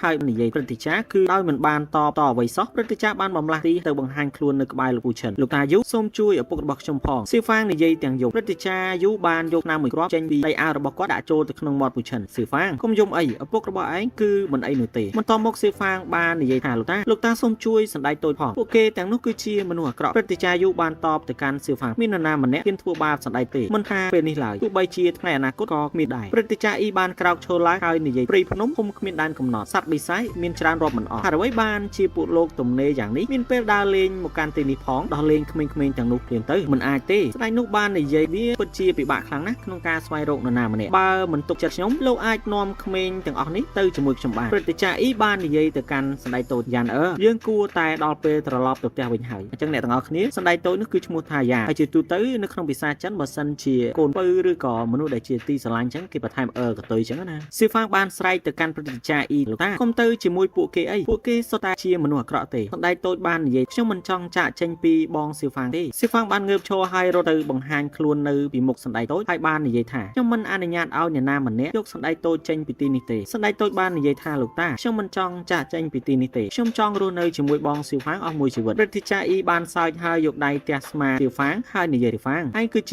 ាពន្លកដ៏ល្អប៉ុន្តែបើពន្លកនោះមិនបានលូតលាស់នោះទេវានឹងអាចរលួយទៅវិញឯងនឹងបានជួបគ្នាទៀតនៅពេលដែលពួកឯងពេញវ័យយើងសន្យាពេលនេះសណ្ដែកតូចបាននិយាយទៅកាន់សៀវហ្វាងបងប្រុសជំងឺរបស់បងនៅមិនទាន់ជាសះស្បើយនៅឡើយគុជមួយជំហៀងនេះនឹងជួយឲ្យបងសំណាងល្អសៀវហ្វាងបានតបសណ្ដែកតូចខ្ញុំនឹងទៅរកអ្នកជាក់ជាមិនខាននៅថ្ងៃអនាគតពេលនោះក្មេងប្រុសពីរនាក់ដែលជាមិត្តភក្តិពួកគេបានរត់យ៉ាងប្រហិតប្រហប់ហើយស្រែកសណ្ដែកតូចយ៉ាងម៉េចហើយក្មេងប្រុសទាំងពីរនេះក៏ត្រូវបានចាប់ដោយលោកមេតបផងដែរពេលនេះសៀវហ្វាងមានបំណងចង់ជួយពួកគេទៀតហើយដោយគាត់បានរត់សម្ដៅទៅកាន់មេតបពីថ្មីម្ដងទៀតជាមួយនឹងកម្លាំងបច្ចុប្បន្នគាត់បានខ្ទាតចេញបន្ទាប់ពីបានចូលទៅក្បែរលោកមេតបអ្នកប្រយុទ្ធការពារភូមិបានស្រែកឡើងថាប់ដោះលែងពួកគេទាំងអស់នោះភ្លាមទៅព្រឹត្តិការណ៍អ៊ីបានតបពួកគេគឺជាមនុស្សដែលមកពីភ្នំកាឌៀនគឺជាអ្នកថែរក្សាពូជពង្សរបស់មនុស្សដូច្នេះហើយអ្នកទាំងអស់គ្នាអាចអនុញ្ញាតឲ្យក្មេងៗទាំងអស់ទៅជាមួយពួកគេបានដើម្បីហ្វឹកហាត់ទឹកដីខាងក្រៅគឺធំធេងណាស់ក្មេងៗគឺត្រូវការបទពិសោធន៍បន្ថែមដើម្បីអនុញ្ញាតឲ្យពួកគេមានសមត្ថភាពការពារផែនដីដ៏បរិសុទ្ធមួយនេះមិនបានខាតពេលអ្វីច្រើនទៀតអង្គម្ចាស់បាននិយាយថាខ្ញុំនឹងទុកពេលឲ្យអ្នកទាំងអស់គ្នាចំនួន3ថ្ងៃដើម្បីជួបជុំជាលើកចុងក្រោយ3ថ្ងៃក្រោយខ្ញុំនឹងមកយកក្មេងៗទាំងអស់ហើយចាក់ចេញអស់想要迎接风雨，命运已注定。កាត់ចូលត្រង់បរោះចំវ័យចំណាស់ម្នាក់បានហៅក្មេងប្រុសម្នាក់ថាតាមីងកូនបានបង្កើតអង្គកម្មនៃជីវិតរួចហើយដូច្នេះកូនគួរតែចេញទៅពិភពលោកខាងក្រៅហើយទៅភ្នំ Guardian ដើម្បីរៀនសូត្របន្ថែមពេលនេះគាត់កំពុងតែលួងកូនរបស់គាត់ដើម្បីឲ្យទៅហ្វឹកហាត់នៅភ្នំ Guardian ច្បាស់ណាស់ថានឹងគឺជាឪពុករបស់កូនមន់តូចដែលឈ្មោះពិតរបស់គាត់នោះគឺតាមីងនៅភ្នំ Guardian នោះមិនមែនងាយស្រួលក្នុងការរស់នៅទេទីនោះគឺមានគ្រោះថ្នាក់ណាស់ពុករបស់គាត់បានទះតក់ពេញមួយទំហឹងហើយនិយាយតើមានអ្វីត្រូវខ្លាចទៅជាមួយនឹងទីនោះឯងប្រកាសជាខ្លាចទៅជាអ្នកខ្លាំងយ៉ាងពិតប្រាកដកាត់មកគ្រួសារមួយទៀតពេលនេះមានបរិសម្នាក់កំពុងតែដើរទៅដើរមកយ៉ាងអន្ទះសាហើយបាននិយាយថាតើអូនពិតជាចង់ឲ្យកូនរបស់យើងចាក់ចេញពីផ្ទះទៅហ្វឹកហាត់នៅភ្នំ Guardian មែនទេចុះបើសិនជាពួកគេធ្វើបាបកូនយើងនោះតើគិតយ៉ាងម៉េចទៅភ្លាមនោះប្រពន្ធរបស់គាត់បាននិយាយអរគុណចំពោះទឹកចិត្តដែលជាឪពុករបស់អ្នកពេលនេះភាសាដែលគាត់បាននិយាយហាក់ដូចជាកំពុងតែខឹងបែបនឹងដែរខ្ញុំគិតថាល្អជាងនៅជាមួយយើងឆ្ងាយណាស់មើលទៅសម្លៀកបំពាក់របស់ពួកគេហាក់ដូចជាថ្លៃខ្លាំងណាស់ពេលដែលកូនប្រុសរបស់យើងបានទៅរស់នៅជាមួយគេច្បាស់ណាស់ថាញ៉ាំឆ្ងាញ់គេងទួលជាក់ជាមិនខានពេលនេះយើងមិនចាំបាច់បារម្ភពីសុខទុក្ខរបស់គេទៀតទេថាមិនត្រូវគេអាចនឹងនាំកូនប្រសារដ៏ស្រស់ស្អាតថ្លៃថ្នូរមកជួបយើងនៅក្នុងរយៈពេល 4-5 ឆ្នាំខាងមុខទៀតក៏អាចថាបានគាត់បាននិយាយទាំងសប្បាយរីករាយកាត់មកគ្រួសារមួយទៀតយើងឃើញមានក្មេងប្រុសម្នាក់កំពុងតែនិយាយទៅកាន់ឪពុករបស់គាត់ថាលោកពុកឪពុករបស់គាត់បានឆ្លើយស៊ីឡុងឯងមិនចាំបាច់និយាយអ្វីច្រើនទេគ្រាន់តែចាក់ចេញទៅជាមួយពួកគេទៅគឺបានហើយអញ្ចឹងអ្នកទាំងអស់គ្នាក្មេងប្រុសម្នាក់នេះគឺមានឈ្មោះថាស៊ីឡុងអញ្ចឹងចាប់ពីពេលនេះទៅខ្ញុំនឹងហៅគាត់ថាស៊ីឡុងពុករបស់ស៊ីឡុងបាននិយាយថាកូនប្រុសគឺមិនត្រូវខ្លាចអ្វីនោះទេចេញទៅពិភពលោកខាងក្រៅហើយរៀនសូត្រពីបទពិសោធន៍ផ្សេងៗនេះគឺជាឱកាសឯងគួរតែចាប់យកឱកាសនេះឲ្យបានល្អទៅនៅថ្ងៃអនាគតឯងច្បាស់ជាល្អជាក់ជាមិនខានមិនត្រូវធ្វើខ្លួនដូចជាឪពុកឯងម្នាក់នេះទេអត់បានការហើយគ្មានប្រយោជន៍ថែមទៀតផងស៊ីឡុងបានតទៅឪពុករបស់គាត់ចុះតើពេលដែលខ្ញុំចាក់ចេញទៅលោកពុកនឹងទៅជាយ៉ាងណាទៅតើបានអ្នកណាមើលថែពុកទៅពុករបស់គាត់បានសើចថាតើឯងកុំដូចជាម្ដាយឯងពេកតើបានទេជាកូនប្រុសត្រូវតែចាក់ចេញពីផ្ទះហើយបើយកល្អនោះ 4-5 ឆ្នាំក្រោយឯងនឹងអាចរៀបការជាមួយនារីដ៏ស្រស់ស្អាតម្នាក់គឺល្អបំផុតណាស់ទៅហើយបន្ទាប់ពីឯងនឹកឃើញដល់យើងនោះគ្រាន់តែត្រឡប់មកផ្ទះវិញហើយទិញស្រាល្អ2-3ថូញ៉ាយើងទៅគឺល្អណាស់ទៅហើយបន្ទាប់ពីបានឮបែបនេះសៀវឡុងខឹងហើយក៏ដើរចាក់ចេញទៅបង្កើតមកការលាគ្នារវាងអ្នកទាំង3ជាមួយនឹងសៀវហ្វាំងពេលនោះសៀវហ្វាំងបាននិយាយនេះគឺជាកម្រងការដែលខ្ញុំក្រងឲ្យអ្នកដោយតដៃពេលដែលអ្នកពាក់វាទៅច្បាស់ជាសង្ហាណាស់ហើយសៀវហ្វាំងគឺពូកែនិយាយមែនទែនអ្នកទាំងអស់គ្នាដែលគាត់បាននិយាយថាពេលដែលពួកឯងពាក់កម្រងផ្កានេះហើយចាក់ចេញទៅពិភពលោកខាងក្រៅតែអ្នកផ្សេងបានឃើញនោះគឺគេសរសើរមិនដាច់ពីមាត់ទេថាភូមិឡុងរបស់យើងគឺអស្ចារ្យហើយស្រស់ស្អាតជាក់ជាមិនខានគេច្បាស់ជានិយាយថាភូមិរបស់យើងច្បាស់ជាមានសម្រស់ស្រស់ត្រកាលពេលនោះគេមិនហ៊ានវាយតម្លៃឬប៉ាន់ស្មានពួកឯងនៅឡើយបន្ទាប់មកគាត់បានដកកម្រងផ្កាមួយទៀតដែលស្អាតដាច់ពីរបស់ទាំងពីរនោះហើយបាននិយាយសណ្ដែកតូចអ្នកបានប្រគល់គុជសំណាងល្អមកខ្ញុំនឹងប្រគល់កម្រងផ្កានេះទៅអ្នកវិញនៅពេលដល់ខ្លីខាងមុខនេះការដ៏ស្រស់ស្អាតនេះច្បាស់ជារីកលូតលាស់ធំឡើងសណ្ដែកតូចបានយំហើយនិយាយបងសៀវហ្វាងខ្ញុំពិតជាមិនចង់ចាក់ចេញពីអ្នកនោះទេក្មេងប្រុសទាំងពីរនោះក៏បាននិយាយដូចគ្នាខ្ញុំពិតជាមិនចង់ចាក់ចេញពីបងនោះទេបាត់សៀវហ្វាងបាននិយាយតើអ្នកទាំងអស់គ្នាធ្វើដូចជាកូនក្មេងយ៉ាងម៉េចទៅអ្នកទាំងអស់គ្នាមិនបានឮលោកតាអ៊ីនិយាយទេឬពិភពលោកខាងក្រៅគឺធំធេងខ្លាំងណាស់ហើយកន្លែងដែលអ្នកទាំងអស់គ្នាត្រូវទៅគឺជាកន្លែងដែលរីកចម្រើនហើយសបោសប្បាយខ្លាំងបំផុតទទួលបានការហ្វឹកហាត់យ៉ាងល្អសម្លៀកបំពាក់ល្អនិងអាហារឆ្ងាញ់តើអ្នកទាំងអស់គ្នាធ្វើដូចជាទុករួយពេកបានទេសង្ឃឹមថាបន្ទាប់ពីអ្នកទាំងអស់គ្នាមកវិញនឹងក្លាយជាអ្នកខ្លាំងបំផុតនៅក្នុងចំណោមអ្នកខ្លាំងក្នុងភូមិទាំង18ដល់ពេលនោះក្មេងៗដែលនៅក្បែរភូមិរបស់យើងបាច់ជាមិនហ៊ានមករញ៉េរញ៉ៃជាមួយយើងទៀតនោះទេក្មេងប្រុសម្នាក់ទៀតបានយំហើយនិយាយថាត្រូវតែរងចាំខ្ញុំត្រឡប់មកវិញពួកយើងនឹងត្រឡប់មករកបងវិញសេហ្វាងបានបន្តថាត្រូវហើយខ្ញុំក៏នឹងទៅរកអ្នកដូចគ្នាភូមិឡុងមិនអាចខាត់ខ្លួននិករាជដូចជាខ្ញុំបាននោះទេនៅថ្ងៃអនាគតខ្ញុំច្បាស់ជាខ្លាយជាអ្នកដឹកនាំនៃអំបូរនៃមនុស្សយៀនបាននិយាយបងប្រុសសេហ្វាងគឺនៅតែជាបងប្រុសសេហ្វាងខ្ញុំគឺគ្រប់គ្រងបងជានិច្ចក្មេងប្រុសពីរនាក់ទៀតក៏បាននិយាយខ្ញុំក៏គ្រប់គ្រងបងដែរនោះគឺគ្មានអ្វីជំទាស់ទេក្នុងចិត្តរបស់ពួកយើងតែគិតទុកជាស្រេចថាបងគឺជាមេដឹកនាំរបស់ពួកយើងតាំងតែពីដំបូងមកម្ល៉េះបងប្រុសគឺជានិករាជដ៏មហិមាចំណែកឯសៀវឡុងគឺជាកន្ទុយនាគបន្ទាប់ពីបានឮដូច្នេះសៀវឡុងថាឯងចង់ត្រូវមែនទេតើឯងចង់ត្រូវជាមួយនឹងដំបងរបស់យើងឬពួកគេទាំងពីរបានដេញប្រឡែងគ្នាយ៉ាងសប្បាយរីករាយដោយទុកពេលវេលាឲ្យយិនជាមួយនឹងសៀវហ្វាងនិយាយគ្នាតែពីរនាក់សម្ដេចតូចបាននិយាយទៅកាន់សៀវហ្វាងថាបងប្រុសសៀវហ្វាងខ្ញុំនឹងអង្វរលោកតាច្បាស់ជានាំបងទៅជាមួយដែរសៀវហ្វាងបានតបទាំងសើចថ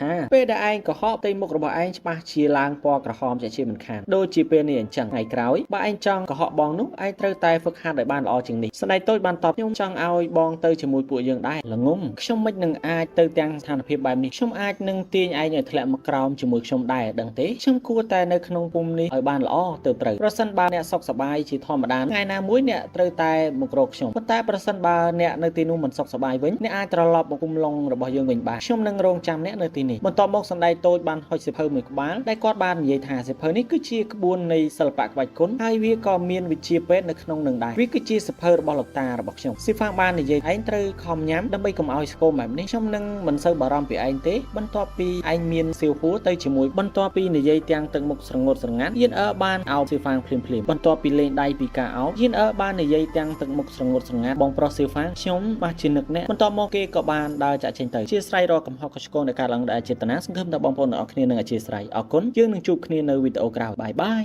ព្រឹកថ្ងៃបន្ទាប់បានមកដល់ការលាគ្នាការប្រយុទ្ធមិញនៅមិនទាន់ដាច់ស្រេចនៅឡើយទេជាមួយនឹងការនឹករលឹកដែលមិនចង់ឃ្លាតគ្នានោះស៊ីហ្វាងបានរត់ពេញមួយទំហឹងឡើងទៅលើភ្នំដើម្បីស្រែកលាគ្នាជាលើកចុងក្រោយនោះបន្ទាប់ពីបានឡើងទៅដល់លើកំពូលភ្នំហើយសម្លឹងចុះទៅក្រោមស៊ីហ្វាងបានស្រែកយ៉ាងខ្លាំងថាការរួមបញ្ចូលគ្នានៃដំរីទាំង4ដែលមិនអាចបំបែកបានបន្ទាប់ពីបានឮសំឡេងស្រែកពីចម្ងាយសៀវឡុងសម្លឹងមើលទៅចំណុចមួយហើយបាននិយាយជាពាក្យសម្ងាត់របស់ស៊ីហ្វាងទៅតើបន្ទាប់ពីអ្នកទាំង3បានឃើញថាជាស៊ីហ្វាងគេក៏បានស្រែកព្រមគ្នាថាធាតុទាំង4រួមបញ្ចូលគ្នាដែលមិនអាចបំបែកបានពេលបានឮអ្នកទាំង4ស្រែកឆ្លើយឆ្លងគ្នាបែបនេះតាមីងបានពេបមាត់របស់គេហើយនិយាយរួមស្អីគេទៅធាតុទាំង4រួមស្អីគ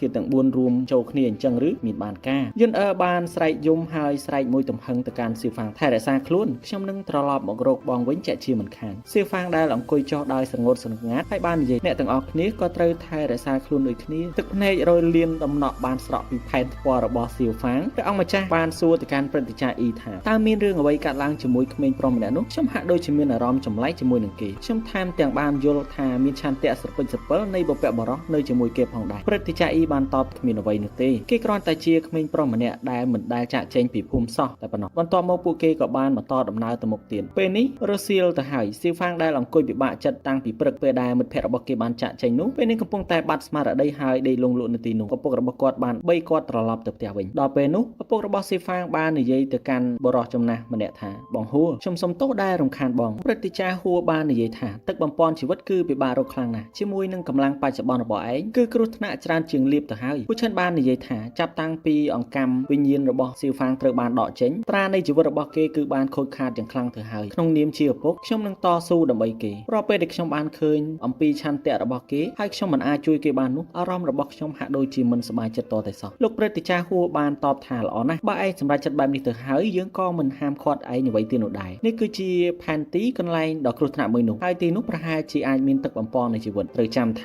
ាជីវិតគឺសំខាន់បំផុតបើសិនជាឯងមិនអាចធ្វើវាបាននោះទេសូមឯងព្យាយាមរត់យកជីវិតមកវិញឲ្យបានពេលនេះជាមួយនឹងដៃស្ដាំរបស់គាត់កាន់លំពេងពូឈិនបានងាកក្រោយសម្លឹងមើលស៊ីហ្វាងដែលកំពុងតែដេកលក់ហើយក៏បានដើរចាក់ចេញទៅព្រឹកថ្ងៃបន្ទាប់បានមកដល់បន្ទាប់ពីស៊ីហ្វាងញាក់ពីដំណេកព្រឹទ្ធាចារ្យហួរបាននិយាយពុករបស់ឯងបានចាក់ចេញរួចទៅហើយគេបានទៅកន្លែងមួយដើម្បីរកថ្នាំឲ្យឯងមុននឹងគេបានចាក់ចេញគេបានផ្ដាំផ្ញើឲ្យឯងនៅជាមួយខ្ញុំតែឯងកុំបារម្ភអីឪពុករបស់ឯងច្បាស់ជានឹងត្រឡប់មកវិញជាក់ជាមិនខានស៊ីហ្វាងបាននិយាយទៅកាន់ព្រឹទ្ធាចារ្យហួរលោកគ្រូហួរបើតាមស្ថានភាពរបស់ខ្ញុំមើលទៅទោះបីជាឪពុករបស់ខ្ញុំអាចយកថ្នាំមកឲ្យខ្ញុំបានក៏ដោយក៏មិនប្រកាសថាខ្ញុំអាចហ្វឹកហាត់វិជ្ជាគុណបន្តបានទៀតដែរបន្ទាប់ពីអង្កាំជីវិតរបស់ខ្ញុំត្រូវបានដកចេញកាលពីមុននោះលោកគ្រូហួរបានតបថាកញ្ចាស់ហួរខ្ញុំនេះគឺបានបាត់បង់ដៃម្ខាងរួចជាយូរណាស់មកហើយវាគឺខុសគ្នាជាមួយឯងដែលមានអវយវៈគ្រប់គ្រាន់ទាំងអស់តើមានករណីណាដែលថាមិនអាចទៅរួចទៅអ្វីដែលឯងឆ្លងកាត់នោះគឺជារឿងកាលពីមុនទេបច្ចុប្បន្នហ្វឹកហាត់បានឬមិនបានវាជារឿងផ្សេងចាស់បុរាណបាននិយាយថាមនុស្សគឺអាចយកឈ្នះទេវតាដោយការតស៊ូពេលនោះស៊ីហ្វាងបាននិយាយថាមនុស្សអាចយកឈ្នះព្រេងវាសនាអញ្ចឹងឬតើខ្ញុំអាចបង្កើតត្រានៃជីវិតសាជាថ្មីហើយអាចធ្វើការហ្វឹកហាត់ម្ដងទៀតបានអញ្ចឹងឬព្រឹទ្ធាចារ្យហួរបានតបឯងមិននឹងដឹង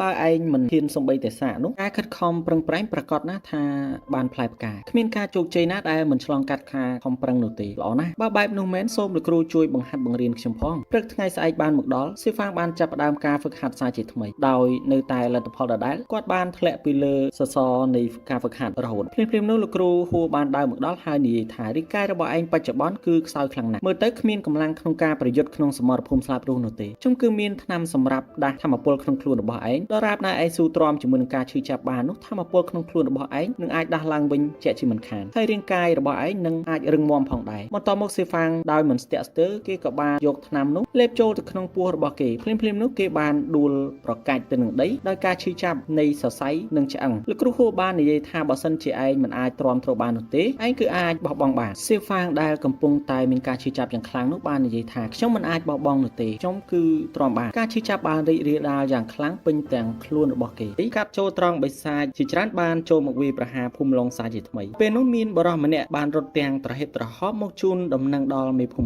មិរងបានសួរថាតើយ៉ាងម៉េចទៅហើយសមរភូមិនៅខាងមុខបរិសម្នាក់នោះបានឆ្លើយថាសមរភូមិនៅខាងមុខមានសភាពតានតឹងយ៉ាងខ្លាំងប៉ុន្តែជាមួយវត្តមានរបស់ព្រឹទ្ធាចារ្យហួរនៅទីនោះស្ថានភាពគួរតែអាចត្រូវបានដោះស្រាយបានលើពីនេះទៅទៀតលោកហួរបានសួរនៅវត្តមានរបស់ក្មេងៗដែលបានហ្វឹកហាត់នៅក្នុងភូមិលោកមេភូមិរងបាននិយាយគាត់បានបញ្ជូនពួកគេទៅហ្វឹកហាត់នៅកន្លែងដ៏ស្ងប់ស្ងាត់មួយរួចទៅហើយអនាគតភូមិឡុងរបស់យើងគឺស្ថិតទៅលើពួកក្មេងៗចំនួនក្រោយទាំងអស់នោះសៀវហ្វាងដែលបានងើបពីសន្លប់គេបានឡើងទៅលើភ្នំមួយដ៏ជ្រៅនៅខាងក្រោយភូមិដើម្បីស្វែងរកឱសថនិងផ្លែឈើមួយចំនួនគេបានដណ្ដើមផ្លែឈើមួយចេញពីសត្វទន្សាយហើយបាននិយាយថាផ្លែឈើនេះគឺកម្ររកបានខ្លាំងណាស់វាគួរតែដល់ពេលត្រូវត្រឡប់ទៅវិញហើយជាមួយនឹងទីនេះពេលរសៀលគួរតែមានសត្វបិសាចបង្ហាញខ្លួនដើរបានមួយសន្ទុះក្រោយមកសៀវហ្វាងបាននិយាយតែម្នាក់ឯងវាហាក់ដូចជាយឺតពេលបន្តិចហើយខ្ញុំខ្លាចថាខ្ញុំនឹងមិនអាចចេញពីទីនេះបានដោយស្រួលនោះទេនិយាយមិនទាន់ចប់ពីមាត់ស្រួលបួលផងស្រមោលនៃបក្សីដ៏ធំសម្បើមមួយបានដណ្ដែតខ្លួននៅពីលើក្បាលរបស់គាត់ជាមួយនឹងការទូទះស្លាបដ៏ធំរបស់វាពីរបីដងវាបានមកបង្ហាញខ្លួនយ៉ាងច្បាស់ពីមុខសៀវហ្វាងបានស្រែកយ៉ាងរន្ធត់មិនល្អទ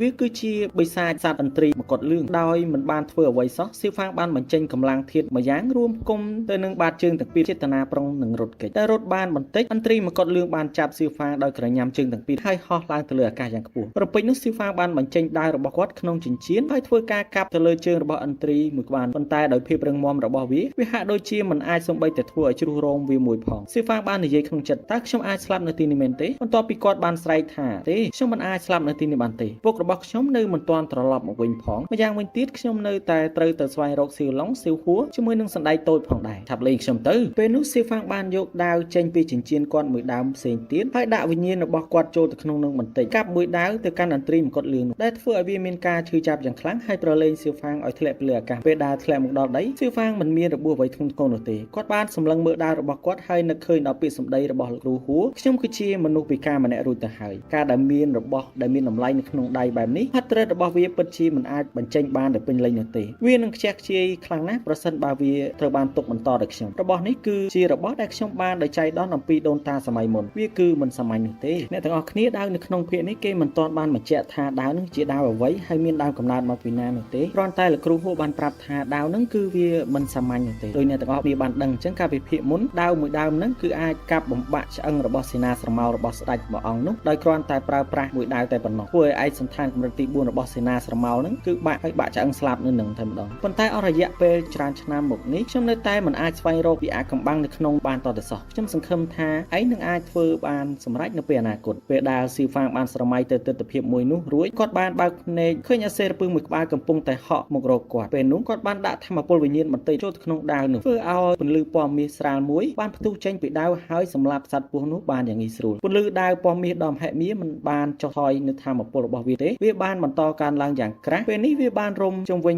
ញរាងកាយសៀវហ្វាងធ្វើឲ្យខ្លួនរបស់គាត់ស្ពឹកហើយវិញ្ញាណរបស់គាត់បានចូលទៅកន្លែងមួយយ៉ាងជ្រៅនៃខ្លួនប្រាណរបស់ដាវពេលនោះយើងឮការរៀបរាប់មួយបានបន្លឺឡើងពន្លកថ្មីនៃឈាមដូនតាការបែងចែកពិភពលោកយិននិងយ៉ាងដ៏មហិមាសម្រាប់មនុស្សល្អបន្ទាប់ពីសម្លេងនោះបានបាត់ទៅធម្មពលដ៏មហិមាពីលើមេឃនិងផែនដីបានចាក់ចូលទៅក្នុងខ្លួនសៀវហ្វាងពីគ្រប់ទិសទីសៀវហ្វាងបានអណ្ដែតឡើងទៅលើអាកាសត្រានៃវិញ្ញាណដូនតាមួយបានបង្ហាញនៅពីក្រោយខ្នងរបស់គេសៀវហ្វាងបានបន្លឺឡើងវិញ្ញាណដូនតាខ្លះបាត់ដៃធូសឺធម្មពលដំបងដែលបានបញ្ចូលដោយសៀវហ្វាងបានបាញ់ឆ្ពោះទៅកាន់អាកាសដែលបង្កើតបានជាពន្លឺពណ៌មាសពីពេញផ្ទៃមេឃពន្លឺនោះក៏បានមើលឃើញដោយទាហានការពារភូមិជាច្រើនផងដែរដោយពួកគេបានបន្លឺថាតើវាជាពន្លឺនៃកង់ជីវិតឬវាហាក់ដូចជាមានធម្មពលលើសពីកម្រិតទី1ធម្មតា2ដងទៅទៀតខ្ញុំនឹងរៀបរាប់ឲ្យអ្នកទាំងអស់គ្នាយល់បន្តិចហើយក៏សូមអធិស្ឋានផងដែរបើសិនជាខ្ញុំនិយាយទៅខុសសៀវហ្វាងកើតមកជាមួយនឹងទេពកោសល្យដ៏អស្ចារ្យដែលមានឈាមជ័រដូនតាបុរាណដែលជាធម្មពលរបស់អង្កាំដូនតានៅលើចិញ្ចើមរបស់គាត់ណាហើយដោយទេពកោសល្យនោះសៀវហ្វាងបានបង្កើតត្រានៃជីវិតរបស់គាត់តាំងពីអាយុ8ឆ្នាំប៉ុន្តែដោយសារតែការដកចេញនៃអង្កាំដូនតាបុរាណនៅលើចិញ្ចើមរបស់គាត់នឹងធ្វើឲ្យប៉ះពាល់ដល់ធម្មពលទាំងមូលហើយត្រានៃជីវិតរបស់គាត់គឺបានខូចខាតនិយាយទៅគឺខូចខាតទាំងរាងកាយទាំងស្រុងរបស់គាត់ដែលមិនអាចអនុញ្ញាតឲ្យគាត់ហ្វឹកហាត់វិជ្ជាគុណបានអស់មួយជីវិតអាហ្នឹងគឺដូចជាធម្មពលនៃត្រាវិញ្ញាណអញ្ចឹងណាអ្នកទាំងអស់គ្នាមានឃើញត្រាមួយនៅលើខ្នងរបស់សៀវហ្វាងបច្ចុប្បន្នអាហ្នឹងគឺគេហៅថាកង់នៃជីវិតអាហ្នឹងគឺគេបែងចែកកម្រិតដូចគ្នាទាហានការពារភូមិម្នាក់នោះបានបន្លឺឡើងវាគឺជាកង់នៃជីវិតដែលមានធម្មពលលើស ពីធម្មពលកម្រិតទី1ធម្មតា2ដងទៅទៀតបន្ទាប់មកគាត់បានច្រហល់មាត់របស់គាត់ហើយនិយាយថាទ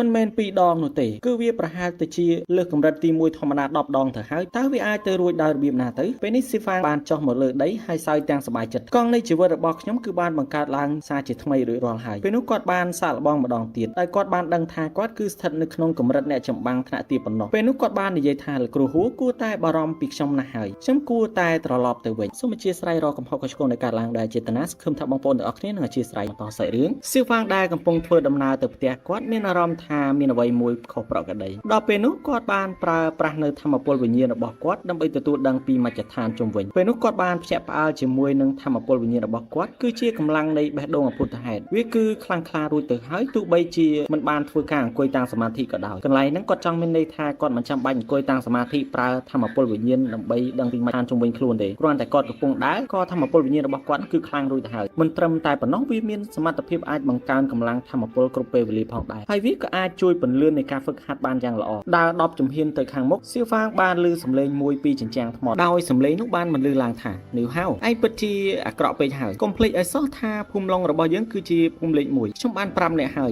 យរងចាំខ្ញុំបានឡើងដល់កម្រិតទី3ដែលមានពណ៌ក្រហមឈាមសិនខ្ញុំនឹងមកវាកំទេចភូមិសម្រាមរបស់ឯងដោយដៃខ្ញុំជាក់ជាមិនខានឆាប់ឲ្យស្មៅរុក្ខជាតិទាំងពីរប្រភេទនោះមកខ្ញុំភ្លាមមកភ្លាមនោះនាងហៅបានមកជាកូនចៅរបស់គេឲ្យទៅវាយអ្នកទាំងពីរដោយដណ្ដើមយកស្មៅរុក្ខជាតិនោះប៉ុន្តែត្រូវបានបរិសម្នាក់ដែលមកពីភូមិឡុងបានវាយឲ្យគេដកថយទៅក្រោយហើយគាត់បាននិយាយកុំហៅខ្លួនឯងថាជាលេខ1នៅក្នុងចំណោមភូមិទាំង18អីមិនស័ក្តិសមនោះទេភើយបន្ទាប់មកពួកគេបំរុងនឹងរត់ចាកចេញប៉ុន្តែត្រូវបានស្កាក់មុខដោយបរិសម្នាក់ទៀតហើយគេបាននិយាយថាបន្ទាប់ពីខ្ញុំរាប់ដល់3បើសិនជាឯងមិនទុកស្មៅរុក្ខជាតិនៅទីនេះទេឯងច្បាស់ជាល្អមើលមិនខានបរិសម្នាក់ទៀតបានដើរចេញពីក្រុមនេះហៅបាននិយាយថាឯងចាំបាច់និយាយច្រើនជាមួយពួកគេធ្វើអ្វីគ្រាន់តែវាយគេហើយដណ្ដើមយកវាមកពេលនេះក្មេងស្រីតូចបាននិយាយវាមិនស័ក្តិសមទេភូមិទាំង18មានច្បាប់វិន័យអ្នកណាដែលរកឃើញមុនគឺជារបស់អ្នកនោះតើស័ក្តិសមទេដែលឯងមកដណ្ដើមរបស់គេទាំងថ្ងៃបែបនេះអូនស្រីបន្ទាប់ពីខ្ញុំរារាំងពួកគេឯងឆាប់រត់ចូលទៅក្នុងភូមិទៅក្មេងស្រីម្នាក់នោះបានតបថាអត់ទេខ្ញុំនឹងនៅជាមួយបងប្រុសនៅទីនេះនីវហៅបានចាប់ដើមរាប់1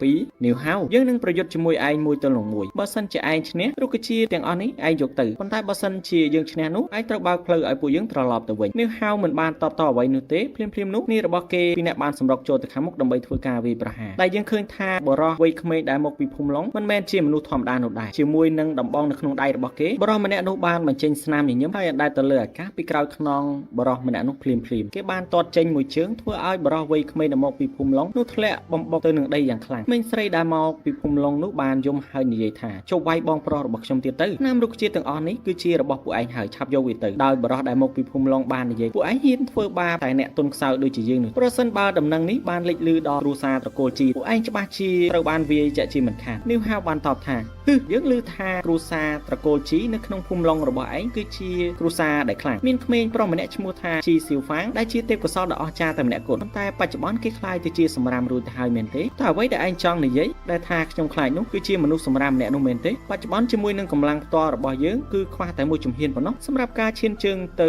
កម្រិតទី2ឯងគួរតែលុតជង្គង់នៅទីនេះហើយគោរពឲ្យហៅយើងថាលោកគ្រូតារបស់ឯងទៅបន្ទាប់មកសំឡេងមួយបានបន្លឺចេញពីក្រោយថ្មសមត្ថភាពសម្លុតរបស់ឯងពិតជាខ្លាំងជាងសមត្ថភាពរាងកាយរបស់ឯងទៅទៀតរំពេចនោះរាងកាយមួយបានបង្ហាញឡើងច្បាស់ណាស់ថាគឺជាសៀវហ្វាងយើងមិនខ្វល់ថាឯងជាអ្នកណាមកពីភូមិដែកឬភូមិថ្មណានោះទេតែយើងចង់សួរឯងថាតើឯងមានភាពក្លាហានមកពីណាដើម្បីសម្លុតសមាជិកនៃភូមិឡុងរបស់យើងបន្ទាប់ពីក្មេងស្រីនោះបានឃើញថាជាសៀវហ្វាងគេក៏បានបញ្ញាប់និយាយឡើងថាសៀវហ្វាងគួរតែឆាប់រត់ទៅកុំមករញ៉េរញ៉ៃជាមួយពួកគេអីប្រសិនបើជាខ្ញុំចាក់ចេញនៅពេលនេះតើពួកអ្នកទាំងអស់គ្នានឹងធ្វើយ៉ាងដូចម្ដេចទៅជាមួយនឹងខ្ញុំនៅទីនេះគឺមិនអាចមានអ្នកភូមិក្រៅណាហ៊ានប៉ះពាល់សមាជិករបស់ភូមិយើងបាននោះទេនេះហៅបានសើចសាកសពដែលរៀបនឹងស្លាប់ម្នាក់កាលពីមុនហ៊ានមកនិយាយក្រអឺតកតោមនៅពីមុខយើងផងមកឆាប់ចូលមកហើយផ្ដល់នៅរបស់ខ្លះដល់យើងនឹងអាចធ្វើជាចិត្តល្អអាណិតដោះលែងឲ្យឯងបន្តជីវិតរស់នៅលើផែនដីនេះម្ដងទៀតទៅចោះឆាប់ចូលមកយើងនឹងមិនប្រកាន់ទេក្នុងការប្រដៅឯងជំនួសឪពុកម្ដាយរបស់ឯងពេលនោះគាត់បានបញ្ចេញធម្មពលនៃត្រាវិញ្ញាណរបស់គាត់ក្រុមនេះហៅភ្លាមបាននិយាយថាអូភាពក្លាហានរបស់ឯងគឺបានមកពីការស្ដារឡើងវិញនៃត្រាវិញ្ញាណរបស់ឯងមែនទេតើវាជាសះស្បើយហើយឬនៅក្នុងការមកក្រអឺតកតងនៅទីនេះសៀវហ្វាងបានតបវា មិនទាន់ជាសះស្បើយ 100% ប៉ុន្តែចាត់ការមនុស្សថោកទាបដូចជាឯង3នាក់វាគ្រប់គ្រាន់ណាស់ទៅហើយធម្មពលនៃត្រាវិញ្ញាណសៀវហ្វាំងបានជះចំហាយម្ដងហើយម្ដងទៀតយ៉ាងខ្លាំងពេលនេះនាងហៅបាននិយាយពួកឯងទាំងពីរឆាប់ចូលទៅហើយមើលឲ្យខ្ញុំមើលពីកម្លាំងរបស់អ្នកខ្លាំងកាលពីអតីតកាលនិងសម្រាប់នាពេលបច្ចុប្បន្នបន្តិចទៅមើលពេលនោះគេក៏បានទន្ទ្រាំជើងមួយទំហឹងដែលធម្មពលម្នាក់នោះបានជះចេញពីខ្លួនប្រាណរបស់គេជាមួយនឹងកណ្ដាប់ដៃដ៏ខ្លាំងมันវាចេញទៅមុខពេញមួយទំហឹងអរគុណចំពោះអ្នកដែល like និង comment វីដេអូរបស់ខ្ញុំយើងនឹងជួបគ្នានៅវីដេអូក្រោយចាំជួបគ្នាបាយបា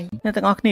សូមកុំចិត្តអាក្រក់អីជួយ subscribe ម្នាក់មួយទៅតោះយើងបន្តសាច់រឿងតែម្ដងកណ្ដាប់ដៃដែលនាំមកនៅធម្មពលដ៏មហិមាបានសម្រុកចូលទៅកាន់សៀវហ្វាំងក្នុងស្ថានភាពបែបនេះមិនបានធ្វើឲ្យសៀវហ្វាំងដកថយសូម្បីតែបន្តិចសៀវហ្វាំងបានទាត់មួយជើងសម្ដៅទៅកាន់ក្មេងប្រុសម្នាក់នោះសំឡេងផ្លាត់ឆ្អឹងមួយបានបន្លឺឡើងជាមួយនឹងកម្លាំងបែបនេះបានរុញច្រានក្មេងប្រុសម្នាក់នោះឲ្យទៀតថយក្រោយចម្ងាយរាប់សិបម៉ែត្រក្មេងប្រុសម្នាក់នោះបានកាន់ដៃរបស់គេទាំងឈឺចាប់ឯងពិតជាសាហាវខុសខើមែនដៃរបស់យើងហៀបនឹងបាក់ទៅហើយពេលនេះសៀវហ្វាំងបាននិយាយឆោះកុំខ្ជះខ្ជាយពេលវេលាអត់ប្រយោជន៍ពួកឯងឆាប់ចូលម្ដងទាំង3មកដោយមិនបង្អង់យូរនាងហៅបានឲ្យគ្នាគេឈ្មោះថាយ៉ាហ្វៃដើម្បីចូលប្រយុទ្ធបន្តដោយដៃស្ដាំកាន់ដាវដ៏មុនស្រួចយ៉ាហ្វៃបានរត់សម្ដៅទៅកាន់សៀវហ្វាំងយ៉ាងលឿនជ្រុងម្ខាងនៃមាត់របស់សៀវហ្វាំងបានបញ្ចេញនូវស្នាមញញឹមបែងភាគ4 5 6បាត់ពីទីនោះបង្ហាញខ្លួនសារជាថ្មីដាល់ចេញមួយដៃចំកណ្ដាលមុខរបស់យ៉ាហ្វៃឈាមបានហូរចេញពីច្រមុះយ៉ាហ្វៃភ្លាមបន្ទាប់ពីបានជូតឈាមចេញពីច្រមុះរួចគេបានងើបឡើងបន្តកាប់ទៅលើសៀវហ្វាំងជាច្រើនដាវបន្ថែមទៀតប៉ុន្តែគេនៅតែមិនអាចកាប់ចំសៀវហ្វាំងបានតទៅសោះសៀវហ្វាំងដកដាវចេញពីចិញ្ចៀនទប់រងជាមួយនឹងដាវរបស់យ៉ាហ្វៃហើយបានច្រានយ៉ាហ្វៃឲ្យខ្ទាតទៅក្រោយយ៉ាងឆ្ងាយដោយឃើញថាយ៉ាហ្វៃប្រយុទ្ធទាំងកំហឹងនាងហៅបាននិយាយទៅកាន់យ៉ាហ្វៃថាឯងធ្វើអ្វីហ្នឹងត្រូវបង្រួមស្មារតីក្នុងការប្រយុទ្ធពេលនោះកម្លាំងរបស់ឯងនឹងពេញលេញហើយមិនរញ៉េរញ៉ៃនោះទេបន្ទាប់មកយ៉ាហ្វៃបានបង្រួមកម្លាំងធាតុរបស់គាត់ទាំងអស់ចូលទៅក្នុងដាវហើយកាប់ចេញមួយដាវខ្វែងបំបែកថ្មសម្រែកមួយបានបន្លឺឡើងកម្លាំងបំភ្លេចបំផ្លាញនេះបានសម្រុកទៅរកខ្លួនប្រាណរបស់សៀវហ្វាំងមិនបានគេចនោះទេពេលនោះប្រឡាតខ្លួនឡើងទៅលើអាកាសស្រែកថាបាក់សីដំណាក់កាលទី4ហោះហើរស្រមោលនៃមយូរ៉ាពណ៌មាសបានលេចចេញពីក្រោយខ្នងរបស់គាត់យ៉ាហ្វៃស្រែកទាំងទឹកមុខតក់ស្លុតថាហាកុងហ្វូ4ដំណាក់កាលអញ្ចឹងឬគេគ្រាន់តែស្ថិតក្នុងកម្រិតទី1ប៉ុណ្ណោះតែគេអាចបញ្ចេញក្បាច់គុណដ៏អស្ចារ្យនេះបានដោយរបៀបណាទៅធម្មពលនេះគូតែត្រូវបានបញ្ចេញដោយអ្នកដឹកនាំកម្ពុជាសម័យបុរាណតែប៉ុណ្ណោះតើគេអាចហ្វឹកហាត់វាបានដោយរបៀបណានៅពេលនេះយ៉ាហ្វៃពោពេញទៅដោយការស្អប់គេបានប្រមូលផ្ដុំធម្មពលកាប់មួយដាវសារជាថ្មីតម្រង់ទៅកាន់សៀវហ្វាំងប៉ុន្តែធម្មពលនោះត្រូវបានបាត់ទៅវិញមុនពេលដែលវាចូលទៅដល់ខ្លួនរបស់សៀវហ្វាំងរាងកាយដែលគ្រប់ដណ្ដប់ដោយពន្លឺពណ៌មាសបានហក់ចុះពីលើអាកាសចាប់ដោយផ្ទាល់ទៅលើដៃរបស់យ៉ាហ្វៃរួចទះមួយដៃចំកណ្ដាលទ្រូងរបស់គេដែលបណ្ដាលឲ្យយ៉ាហ្វៃហោះទៅលើអាកាសយ៉ាងខ្ពស់នៅមិនទាន់អស់ទេសៀវហ្វាំងបានហោះតាមហើយប្រើកណ្ដាប់ដៃវាយបំបុកនឹងទ្រូងយ៉ាហ្វៃធ្លាក់មកដីមួយទំហឹងបន្ទាប់ពីចុះមកដល់ដីសៀវហ្វាំងបានប្រមាននេះគឺជាលទ្ធផលដែលឯងប៉ះពាល់សមាជិកក្នុងភូមិរបស់យើងពេលនេះនាងហៅនៅសល់តែគេម្នាក់តែប៉ុណ្ណោះហើយបច្ចុប្បន្នគេខ្វះតែមួយជំហានទៀតប៉ុណ្ណោះដើម្បីឈានចូលកម្រិតទី2ដែលផ្ទុយពីសៀវហ្វាំងដែលនៅកម្រិតទី1ថ្នាក់ដំបូងតែប៉ុណ្ណោះបន្ទាប់ពីសម្រុកចូលទាំងកំហឹងពេលនេះគេត្រូវបានកោះជើងឲ្យដួលត្រឡប់ត្រលិននៅលើដីសៀវហ្វាំងបានហក់ហើយវាយបន្ថែមនាងហៅបានបញ្ចេញកណ្ដាប់ដៃខ្លាឃ្មុំដើម្បីធ្វើការទប់ទល់ជាមួយនឹង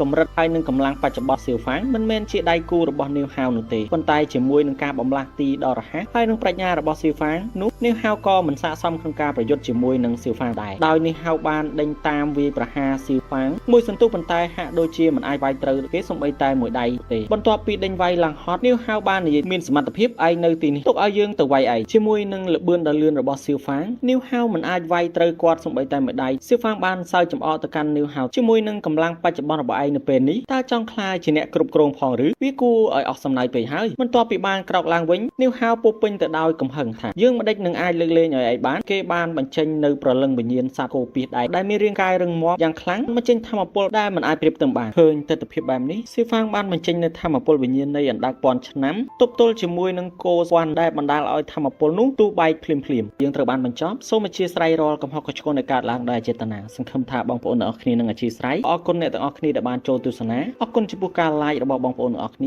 យើងនឹងជួបគ្នានៅវីដេអូក្រោយបាយបាយនាងហៅបានចំហមាត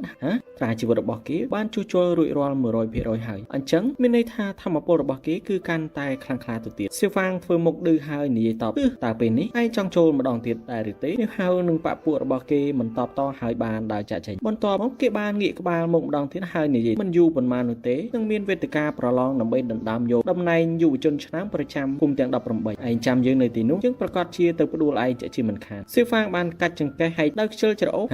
យើង ប្រកាសជារងចាំឯងបន្ទាប់ពីទាំង3បានដើរចាក់ចេញស៊ឺហ្វាងបាននិយាយទៅកាន់សមាជិកដែលមកពីភូមិឡុងរបស់គេថាអ្នកទាំងអស់គ្នានៅទីនេះធ្វើអ្វីទៀតទៅហាប់ត្រឡប់ទៅភូមិវិញមិញស្រីតូចបានតបទៅស៊ឺហ្វាងអរគុណបងស៊ឺហ្វាងបើសិនជាគ្មានអ្នកនោះទេអ្នកទាំងអស់នោះប្រកាសជាធ្វើបាបយើងយ៉ាងខ្លាំងជាជាមិនខានស៊ឺហ្វាងបានតបមិនអីនោះទេយើងគឺជាអ្នកភូមិជាមួយគ្នានាថ្ងៃអនាគតខ្ញុំជឿជាក់ថាពួកគេប្រហែលជានឹងមិនហ៊ានមករករឿងអ្នកទៀតនោះទេបន្ទាប់មកអ្នកទាំង3ក៏បានដើរចាក់ចេញពីទីនោះហើយត្រឡប់ចូលទៅក្នុងភូមិវិញបន្ទាប់ពីបានទៅដល់ខ្លោងទ្វារចូលភូមិក្មេងស្រីតូចបាននិយាយតើសមាជិកនៃភូមិពីដែកអាចនឹងមកសងសឹកជាមួយអ្នកដែរទេយកល្អថ្មីនេះឯងគួរតែកុំចេញទៅក្រៅញឹកញាប់ពេកអីស៊ឺហ្វាងបានសើចហើយតបថាអស់រយៈពេលច្រើនឆ្នាំមកហើយភូមិទាំង18តែងតែវាយគ្នាទាំងបាក់ចំហនិងលួចលាក់បើខ្ញុំពិតជាខ្លាចគេមកសងសឹកមែននោះម្លេះខ្ញុំមិនហ៊ានចេញទៅក្រៅតែម្នាក់ឯងជារៀងរាល់ដងបែបនេះនោះទេបើយើងលាក់ខ្លួនវាគឺជាការអាម៉ាស់របស់ភូមិយើងយ៉ាងខ្លាំងក្មេងប្រុសម្នាក់នោះបានតបទៅស៊ឺតែយ៉ាងណាឯងគួរតែប្រយ័ត្នខ្លួនផងមនុស្សទាំងអស់នោះហាក់ដូចជាអាក្រក់ខ្លាំងណាស់ស៊ឺហ្វាងបានតបថាមិនអីទេអ្នកទាំងពីរអាចត្រឡប់ចូលទៅភូមិមុនខ្ញុំបានខ្ញុំនឹងទៅរកលោកគ្រូហួរបន្តិចរត់បានពី3ជំហានស៊ឺហ្វាងបានងាកក្បាលមកក្រោយហើយនិយាយថាអូនស្រីរូស៊ីប្រាវិញ្ញាណរបស់អ្នកគួរតែអាចបង្កើតឡើងនៅពេលឆាប់នេះអ្នកត្រូវតែព្យាយាមបន្តិចទៀតទៅបន្ត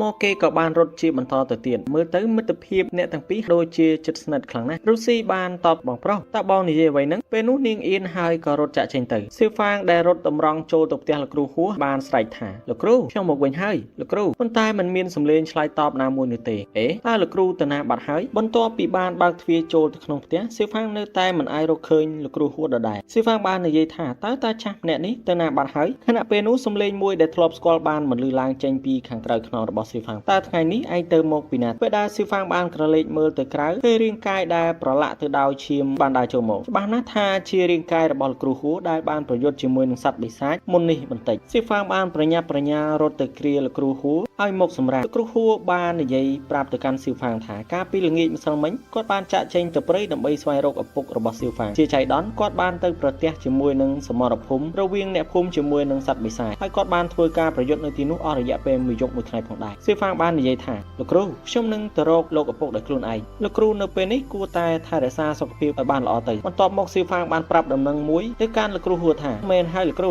ត្រានៃវិញ្ញាណរបស់ខ្ញុំត្រូវបានជួសជុល 100% លោកគ្រូហួរបានក្រោកឈរទាំងភ្ញាក់ផ្អើលហើយសួរថាវាពិតជាជួសជុលរួចហើយពិតប្រាកដមែនទេភាពសប្បាយរីករាយបានកើតឡើងភ្លាមនៅពេលនោះដោយចង់សាកពីធម្មពលផ្ទាល់របស់ស៊ឺហ្វាងលោកគ្រូហួរបាននាំស៊ឺហ្វាងទៅកាន់សមរភូមិដែលមានសត្វបិសាចនៅសេសសល់ឯជើងភ្នំដោយការរំពឹងទុកសត្វជ្រូកធ្មេញយក្សដែលមានទំហំធំសម្បើមមួយក្បាលកំពុងតែបញ្ចេញសម្រែកជាមួយនឹងភ្នែកក្រហមឆេះដោយភាពស្អប់ខ្ពើមជាមួយមនុស្សបោះចំហៀនពីរបីដងសត្វជ្រូកមួយក្បាលនោះបានសម្ដៅទៅកាន់ស៊ឺហ្វាងភ្លាមដោយមិនបានគេចទៅណាស៊ឺហ្វាងបានបញ្ចេញនៅធម្មពលនៃកណ្ដាប់ដៃខ្លាលេបត្របាក់វាចេញទៅដោយកម្លាំងបច្ចុប្បន្នរបស់ស៊ឺហ្វាងមិនអាចធ្វើឲ្យសត្វបិសាចមួយក្បាលនោះរបួសធ្ងន់នោះទេវាបន្តស្រែកដោយកំហឹងហើយបាញ់ឆ្ពោះទៅកាន់ស៊ឺហ្វាងបន្ថែមទៀតពេលនោះស៊ឺហ្វាងនៅតែបន្តបាញ់ធម្មពលកណ្ដាប់ដៃខ្លាលេបត្របាក់របស់គេម្ដងហើយម្ដងទៀតសត្វជ្រូកមួយក្បាលនោះព្យាយាមគេចម្ដងហើយម្ដងទៀតដូចគ្នាបន្ទាប់ពីបានរត់ទៅក្រោយខ្នងរបស់ស៊ឺហ្វាងហើយវាក៏បានស្ទុះលឿនដោយរន្ទះភ្លាមស៊ឺហ្វាងបានបញ្ចេញដាវពីចិញ្ចៀនដែលខ្លួនទៅលើអាកាសដោយបញ្ចេញនៅត្រាវិញ្ញាណហើយស្រែកថានីក្រួយកន្ទុយធម្មពលមួយបានបញ្ចេញពីដាវរបស់ស៊ឺហ្វាងតម្រង់ទៅកាន់ក្បាលជ្រូកធ្មេញយក្សមួយក្បាលទប់រងជាមួយនឹងធម្មពលមួយនោះមិនបានជ្រូកមួយក្បាលនោះបានផ្ទុះខ្លួនស្លាប់ភ្លាមលោកគ្រូហួរបាននិយាយថាជ្រូកធ្មេញដែកមួយក្បាលនេះគឺស្ថិតក្នុងកម្រិតទី1មធ្យមមនុស្សដែលមានកម្រិតទី1កំពូលក៏មិនអាចយកឈ្នះវាបានដោយងាយនោះដែរតែ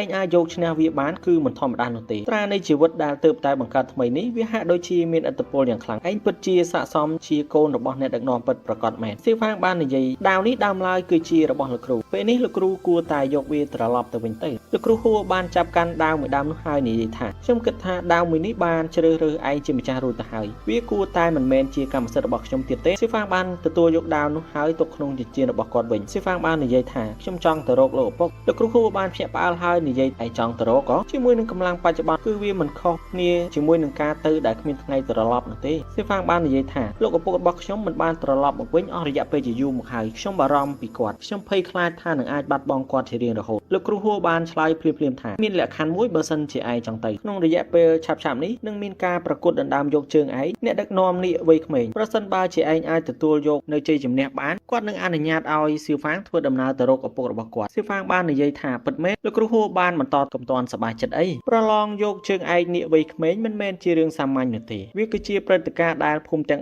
18ធ្វើឡើងរៀងរាល់3ឆ្នាំម្ដងភូមិនីមួយៗនឹងជ្រើសរើសយុវជនឆ្នើមចំនួន5នាក់ដើម្បីចូលរួមការប្រកួតឯង ទើបតែជួសជុលត្រានៃវិញ្ញាណថ្មីវាពិតជាលំបាកណាស់សម្រាប់ឯងក្នុងការទទួលយកជ័យជំនះនៃការប្រកួតទីហ្វាងមានទឹកមុខស្រងត់ស្រងាត់ហើយផ្គុំដៃទាំងពីរហើយនិយាយថាសូមលោកគ្រូជួយបង្ហាត់បង្រៀនខ្ញុំបន្ថែមទៀតផងអញ្ចឹងយើងនឹងជួបគ្នានៅវីដេអូក្រោយបាយបាយយើងឃើញមានអ្នកក្លាហានម្នាក់ដែលកន្លែងធម្មតាគាត់មិនឈរទេទៅឈរលើចុងឈើបើយើងមើលឲ្យច្បាស់ទៅនោះគឺជាស៊ីហ្វាងយ៉ាងពិតប្រាកដក្មេងធម្មតាហ្វឹកហាត់ក្នុងសាលហ្វឹកហាត់ផ្ទុយពីគេពេលនេះស៊ីហ្វាងបានធ្វើការហ្វឹកហាត់ដោយផ្ទាល់ជាមួយនឹងសត្វបិសាចតែម្ដងមូលហេតុនោះគឺព្រោះតែចង់បង្កើននូវកម្លាំងប្រយុទ្ធឲ្យបានរហ័សតាមអ្វីដែលអាចធ្វើទៅបានជាមួយនឹងការលោតតែម្ដងតែប៉ុណ្ណោះស៊ីហ្វាងបានទៅបង្ហាញខ្លួននៅនឹងមុខសត្វខ្លាសមួយក្បាលជាមួយនឹងដាវនៅក្នុងដៃស្ដាំគាត់បានកាប់ចេញមួយដាវយ៉ាងរហ័សដាវទី1មិនបានធ្វើឲ្យសត្វខ្លាសនោះរបួសទាល់តែសោះជាមួយនឹងធម្មពលក្រហមខ្លាសបានធ្វើឲ្យស៊ីហ្វាងប៉ើងទៅក្រោយបន្ទាប់ពីបានងើបឡើងវិញធម្មពលដាវខ្វែងមួយបានបញ្ចេញពីដាវរបស់ស៊ីហ្វាងហើយវាបានបញ្ចប់សត្វខ្ល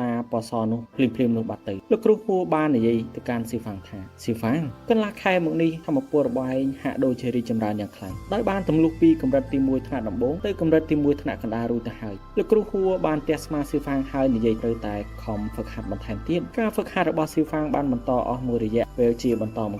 កមានបរិសម្នាក់និយាយទៅកាន់ស៊ីហ្វាងខ្ញុំដឹងថាឯងបានហ្វឹកហាត់ជាមួយនឹងលោកគ្រូហួរនៅជំនាញជាច្រើនដូចជាការប្រើប្រាស់ដាវលំពែងអាវុធសម្ងាត់និងកម្លាំងធាតុជាដើមរួមជាមួយនឹងអន្ទាក់ផ្សេងៗផងដែរប៉ុន្តែពេលនេះគឺខុសគ្នាខ្ញុំនឹងបង្រៀនឯងនៅការប្រយុទ្ធនៅលើសមរភូមិយ៉ាងពិតប្រាកដតែម្ដងនេះគឺជាផ្លូវតែមួយគត់ដែលអនុញ្ញាតឲ្យឯងដើរហើរគ្រប់ទីកន្លែងបានបរិសម្នាក់នោះបានបង្វិលលំពែងបន្ទាប់មកគាត់បានចាប់វាដោយដៃយ៉ាងណែនគប់ចេញតម្រង់ទៅរកទាំងថ្មមួយដ៏ធំទាំងថ្មធំនោះបានបែកខ្ទេចខ្ទីបន្ទាប់ពីវត្តមានលំពែងនោះបានទៅដល់តែឯងយល់ពីអ្វីដែលខ្ញុំបាននិយាយទេស៊ឺហ្វាងដែលកំពុងតែច្រហមមាត់មើលទស្សនភាពដ៏អស្ចារ្យនោះបានឆ្លើយបាទខ្ញុំយល់ហើយភ្លាមៗនោះជាមួយនឹងលំពែងនៅក្នុងដៃរបស់គាត់បានសម្រុកទៅមុខយ៉ាងលឿនដូចរន្ទះលោកគ្រូហួរក៏បានងក់ក្បាលផងដែរពេលដែលឃើញយើងកាត់មកទស្សនភាពថ្ងៃស្អែកលោកគ្រូហួរបាននាំស៊ឺហ្វាងទៅកាន់កន្លែងហ្វឹកហាត់ទូទៅមួយកន្លែងតែទីនោះមានគ្រូបង្វឹកជាច្រើនថែមទាំងមានមេភូមិរងជាគ្រូបង្វឹកផងដែរលោកមេភូមិរងបាននិយាយពិតជាស័ក្តិសមណាស់ដែលមានឈ្មោះជាកូនរបស់មេដឹកនាំទោះបីជាស្ថិតក្នុងកលៈទេសៈបាត់បង់យ៉ាងណាក៏ដោយតែឯងនៅតែអាចមានសមត្ថភាពបង្កើតត្រាវិញ្ញាណថ្មីភ្លាមៗនោះនារីម្នាក់ដ៏ស្រស់ស្អាតបានបង្ហាញខ្លួននៅពីក្រោយពូនោះរត់តម្រង់មកស៊ីហ្វាងដោយនិយាយថាមិនអន់ទេបើសិនជាឪពុករបស់អ្នកមិនមកនោះទេអ្នកអាចចូលរួមជាមួយពួកយើងជំនួសតំណែងរបស់ឪពុករបស់ឯងបានពេលនោះសិស្សបងម្នាក់បង្រៀនស៊ីហ្វាពីក្បាច់លំពែងកាលពីមុននោះបាននិយាយថាតើអ្នកកំពុងតែធ្វើអ្វីហ្នឹងដឹងទេថាពេលនេះអ្នកមានអាយុស្មើនឹងម្ដាយមីងរបស់ស៊ីហ្វាងរួចទៅហើយកញ្ញាម្នាក់នោះបាននិយាយទាំងខឹងបើលបងមិននិយាយនោះទេគ្មាននរណាគេថាលបងកូនទេបងស្រីម្នាក់ហ្នឹងប្រហែលជាកងានចង់ស៊ីសាច់គូអីមើលទៅពេលនេះមានបរិសម្នាក់ទៀតបានបង្ហាញខ្លួនហើយនិយាយស៊ីហ្វាងលោកពូហួរបានស្នើឲ្យឯងចូលរួមជាមួយក្រុមប្រមាញ់របស់យើងមើលទៅគាត់ហាក់ដូចជាមានជំនឿចិត្តលើឯងខ្លាំងណាស់បើបានជាអញ្ចឹងទៅហើយឯងត្រឡប់ទៅផ្ទះវិញរៀបចំខ្លួនថ្ងៃស្អែកយើងនឹងធ្វើដំណើរដោយចាំពាក្យសិស្សច្បងម្នាក់ដែលបានប្រាប់ថាឲ្យត្រឡប់ទៅផ្ទះហើយរៀបចំខ្លួនស៊ីហ្វាងបានភ្លេចខ្លួនហើយរត់សម្ដៅទៅផ្ទះរបស់គេពេលដែលគេបានទៅដល់គេបានបើកទ្វារហើយស្រែកថាខ្ញុំបានមកដល់ហើយលោកពុកប៉ុន្តែសំឡេងនោះបានប្រែទៅជាសោកសៅវិញពេលដែលគេភ្ញាក់ខ្លួនថាពុករបស់គេមិនមានវត្តមាននៅទីនេះនោះទេពេលនោះគេក៏បាននិយាយតែម្នាក់ឯងថាលោកពុកឆាប់នេះខ្ញុំនឹងទៅរកលោកពុកហើយគេបានបន្តថាសៀវឡុងសៀវហួរសណ្ដែកតូចអ្នកទាំងអស់គ្នាក៏គួរតែរងចាំខ្ញុំដែរខ្ញុំនឹងទៅរកអ្នកជាមិនខានកាត់មកចំណុចមួយទៀតពេលនេះយើងឃើញមានកងទ័ពជាច្រើននៅទីនោះលោកមេទ័ពបាននិយាយថាបន្ទាប់ពីអ្នកការពារទាំង4របស់យើងត្រូវបានស្លាប់សត្វចម្លែកហាក់ដូចជាមានសកម្មភាពយ៉ាងខ្លាំងមកលើតំបន់នៃការគ្រប់គ្រងស៊ូអ៊ូធាននិងអ៊ីអឺដែលជាអ្នកស្នងមរតកនៃនំកាឌៀនរបស់យើងក្នុងស្ថានភាពនេះបើសិនជាយើងមិនអាចរារាំងការវាយប្រហាររបស់សត្វបិសាចទេវាគឺជាវិនិស្សកម្ម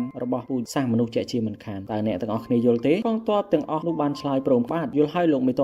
័ពបាននិយាយទៅអ៊ូធានគឺជាទេវបុត្រនៃឋានសួគ៌ជាព្រះអង្គម្ចាស់ជារាជវង្សានុវង្សដែលកើតមកពីកម្លាំងនៃធម្មជាតិដ៏អស្ចារ្យដែលបានសម្រេចនៅកម្រិតទី3តាំងពីក្មេងហើយឈានដល់កម្រិតពណ៌អន្តនូឈាមក្រហមជាក្តីស្រមៃនៃពូជសាសន៍របស់មនុស្សយើងឃើញមានទស្សនវិជ្ជាដ៏ស្រស់ស្អាតមួយកន្លែងដែលហាក់ដូចជាឋានសួគ៌អញ្ចឹងមានតែក្មេងប្រុសម្នាក់បាននិយាយថាខ្ញុំបរាជ័យម្ដងទៀតហើយដែលយើងបានស្គាល់ហើយថាអ្នកទាំងពីរគឺជាសៀវហួរនិងសៀវឡុងដែលជាមិត្តប្រុសទាំងពីរនាក់របស់សៀវហ្វាងដោយគាត់បាននិយាយថាអ្វីបានទៅជាបែបនេះខ្ញុំមិនសុខចិត្តនោះទេខ្ញុំចង់សាកល្បងវាម្ដងទៀតសៀវឡុងបាននិយាយសាកល្បងក្បាលឯងអីថ្ងៃនេះឯងបានសាកល្បងអស់3ដងរួចទៅហើយថែមទាំងបរាជ័យទាំងអស់ទៀតផងប៉ុណ្ណឹងហើយនៅមានមុខនិយាយថាចង់សាកល្បងម្ដងទៀតឬមិនចេះខ្មាស់គេសោះសៀវហួរបាននិយាយថាខ្ញុំមិនយល់ព្រមទេព្រោះតែកម្លាំងធាតុរបស់ខ្ញុំមិនអាចលើសឯងតតែសោះអ្វីបានជាកម្រិតរបស់ខ្ញុំចេះតែនៅទាបជាងឯងរហូតអញ្ចឹងសៀវឡុងមិនអើពើនឹងសៀវហួរទេគេបានដើរចាក់ចេញឃ្លាចុងក្រោយដែលគេបាននិយាយកម្រិត កម្លាំងធាតុខ្ពស់មិនមែនមានន័យថាសមត្ថភាពប្រយុទ្ធក៏ខ្ពស់ដែរនោះទេនេះគឺជាសម្ដីរបស់សៀវហ្វាងបាននិយាយឬក៏ឯងមិនចាំទេពេលនោះសៀវហួរបានទម្លាក់ទឹកមុខរបស់គេចុះហើយដើរទៅរកសៀវឡុងរួចនិយាយខ្ញុំមិនអាចដឹងតទៅសោះនៅសុខទុក្ខរបស់សៀវហ្វាងនាពេលនេះពេលនោះសៀវឡុងបានទះស្មារបស់សៀវហួរហើយនិយាយកុំបារម្ភច្រើនពេកអីថ្ងៃមួយយើងច្បាស់ជាជួបសណ្ដែកតូចនិងសៀវហ្វាងចាក់ជាមិនខានអញ្ចឹងអ្នកនរគ្នាមានន័យថាអ្នកទាំង3ហ្នឹងពេលដែលចាក់ចេញពីភូមិហ្នឹងគឺអត់បានទៅជាមួយគ្នាទេសណ្ដែកតូចគឺទៅតែឯងហើយសៀវហួរនិងសៀវឡុងគឺទៅកន្លែងផ្សេងមួយទៀតអញ្ចឹងណាសូមអធិស្ឋានរកកំហុសកឆ្កួននៃការអង្ការចេតនាសង្ឃឹមថាបងប្អូនទាំងអស់គ្នានឹងអធិស្ឋានហើយក៏សូមអរគុណដល់អ្នកទាំងអស់គ្នាដែលបានឧបត្ថម្ភកាហ្វេមកកាន់ខ្ញុំអរគុណដល់អ្នកទាំងអស់គ្នាដែលបានចូលទស្សនា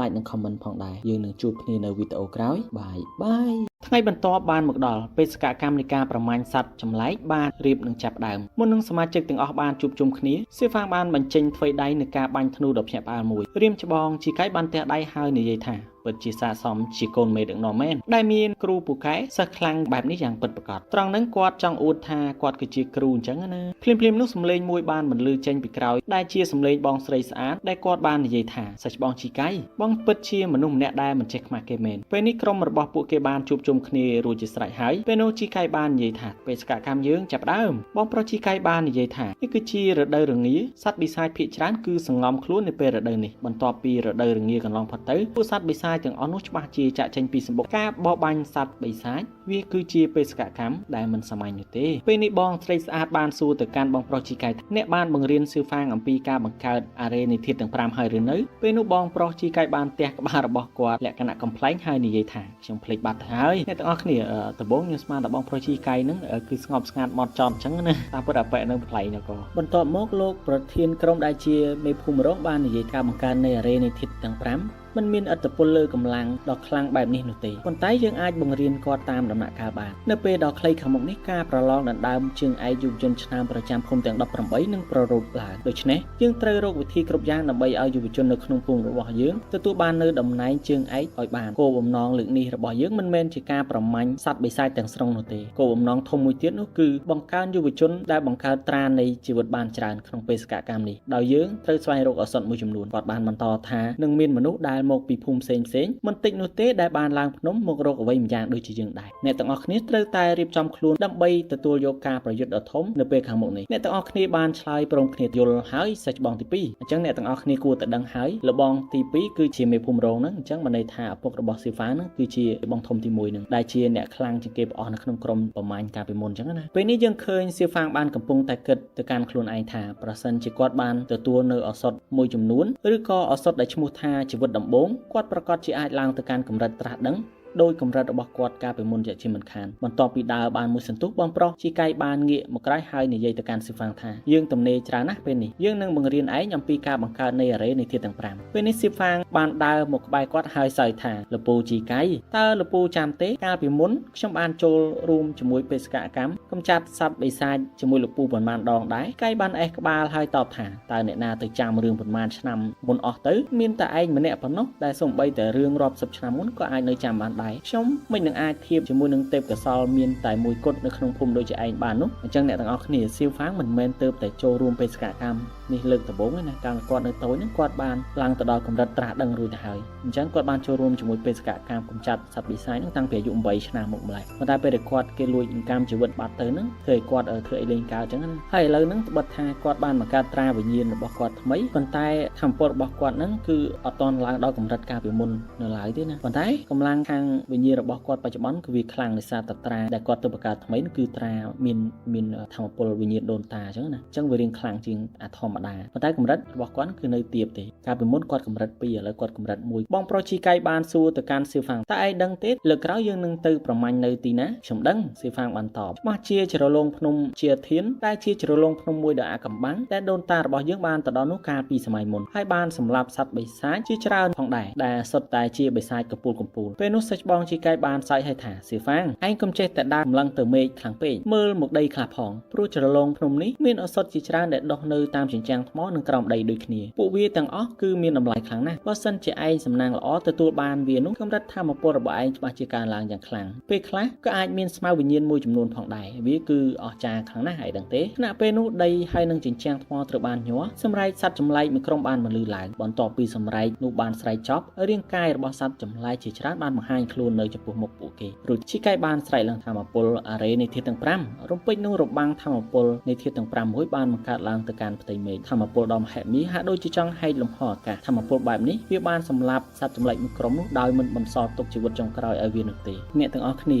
ការបង្កើតអារ៉េនៃកម្លាំងធាតុទាំង5នោះមនុស្សម្នាក់ដែលរៀនចេះបង្កើតអារ៉េហ្នឹងគឺអាចបង្កើតបានហើយប៉ុន្តែមនុស្សម្នាក់គឺអាចបង្កើតអារ៉េនៃធាតុទាំង5បានតែមួយធាតុទេអញ្ចឹងវាអត់ពេញលេញបើសិនជាអ្នកខ្លាំងគឺអាចបង្កើតអារ៉េនៃធាតុទាំង5ហើយមាន5ធាតុនៅក្នុងហ្នឹងអញ្ចឹងមិនន័យថាកម្លាំងវាពេញលេញហើយខ្លាំងមែនបន្ទាប់ពីសម្លាប់សត្វទាំងអស់នោះរួចជីកែបានសរសើរថាវាមិនអន់ទេសៀវហ្វាំងឯងពិតជាខ្លាំងដល់ហើយសៀវហ្វាំងបានអេះក្បាលហើយនិយាយថាលបងកុំសរសើរខ្ញុំពេកអីពីអ្នកហ្នឹងកំ ប្លែកមែនបន្ទាប់មកសៀវហ្វាងបាននិយាយថាអូនោះគឺជាស្មៅដែលយើងអាចប្រមូលផលបានទេតើវាគួរតែជាស្មៅកញ្ជ្រោងមែនទេបងស្រីស្អាតបាននិយាយទៅកាន់សៀវហ្វាងឯងធ្លាប់រៀនពីឱសថអំពីព្រឹត្តិការណ៍អ៊ីតែឯងដឹងថាស្មៅប្រភេទនេះជាស្មៅប្រភេទអ្វីទេបន្ទាប់ពីពិនិត្យមើលមួយផ្លែតសៀវហ្វាងបានដកវាចេញមកហើយស្រែកថាស្មៅនេះគឺមានប្រសិទ្ធភាពខ្លាំងណាស់សម្រាប់ព្យាបាលរបួសព្រាមនោះសំឡេងលូមួយបានបន្លឺឡើងពីចម្ងាយដីនៅក្រោមជើងហាក់ដូចជារំជួយចចកឈាមមួយក្រុមបានបង្ហាញខ្លួនឡើងជាមួយនឹងល្បឿនដ៏លឿនមួយប្រព្រឹត្តភ្នែកវាបាននឹងគៀកមកដល់ក្រុមរបស់សៀវហ្វាងរួចទៅហើយបងស្រីស្អាតបាននិយាយថាវាគឺជ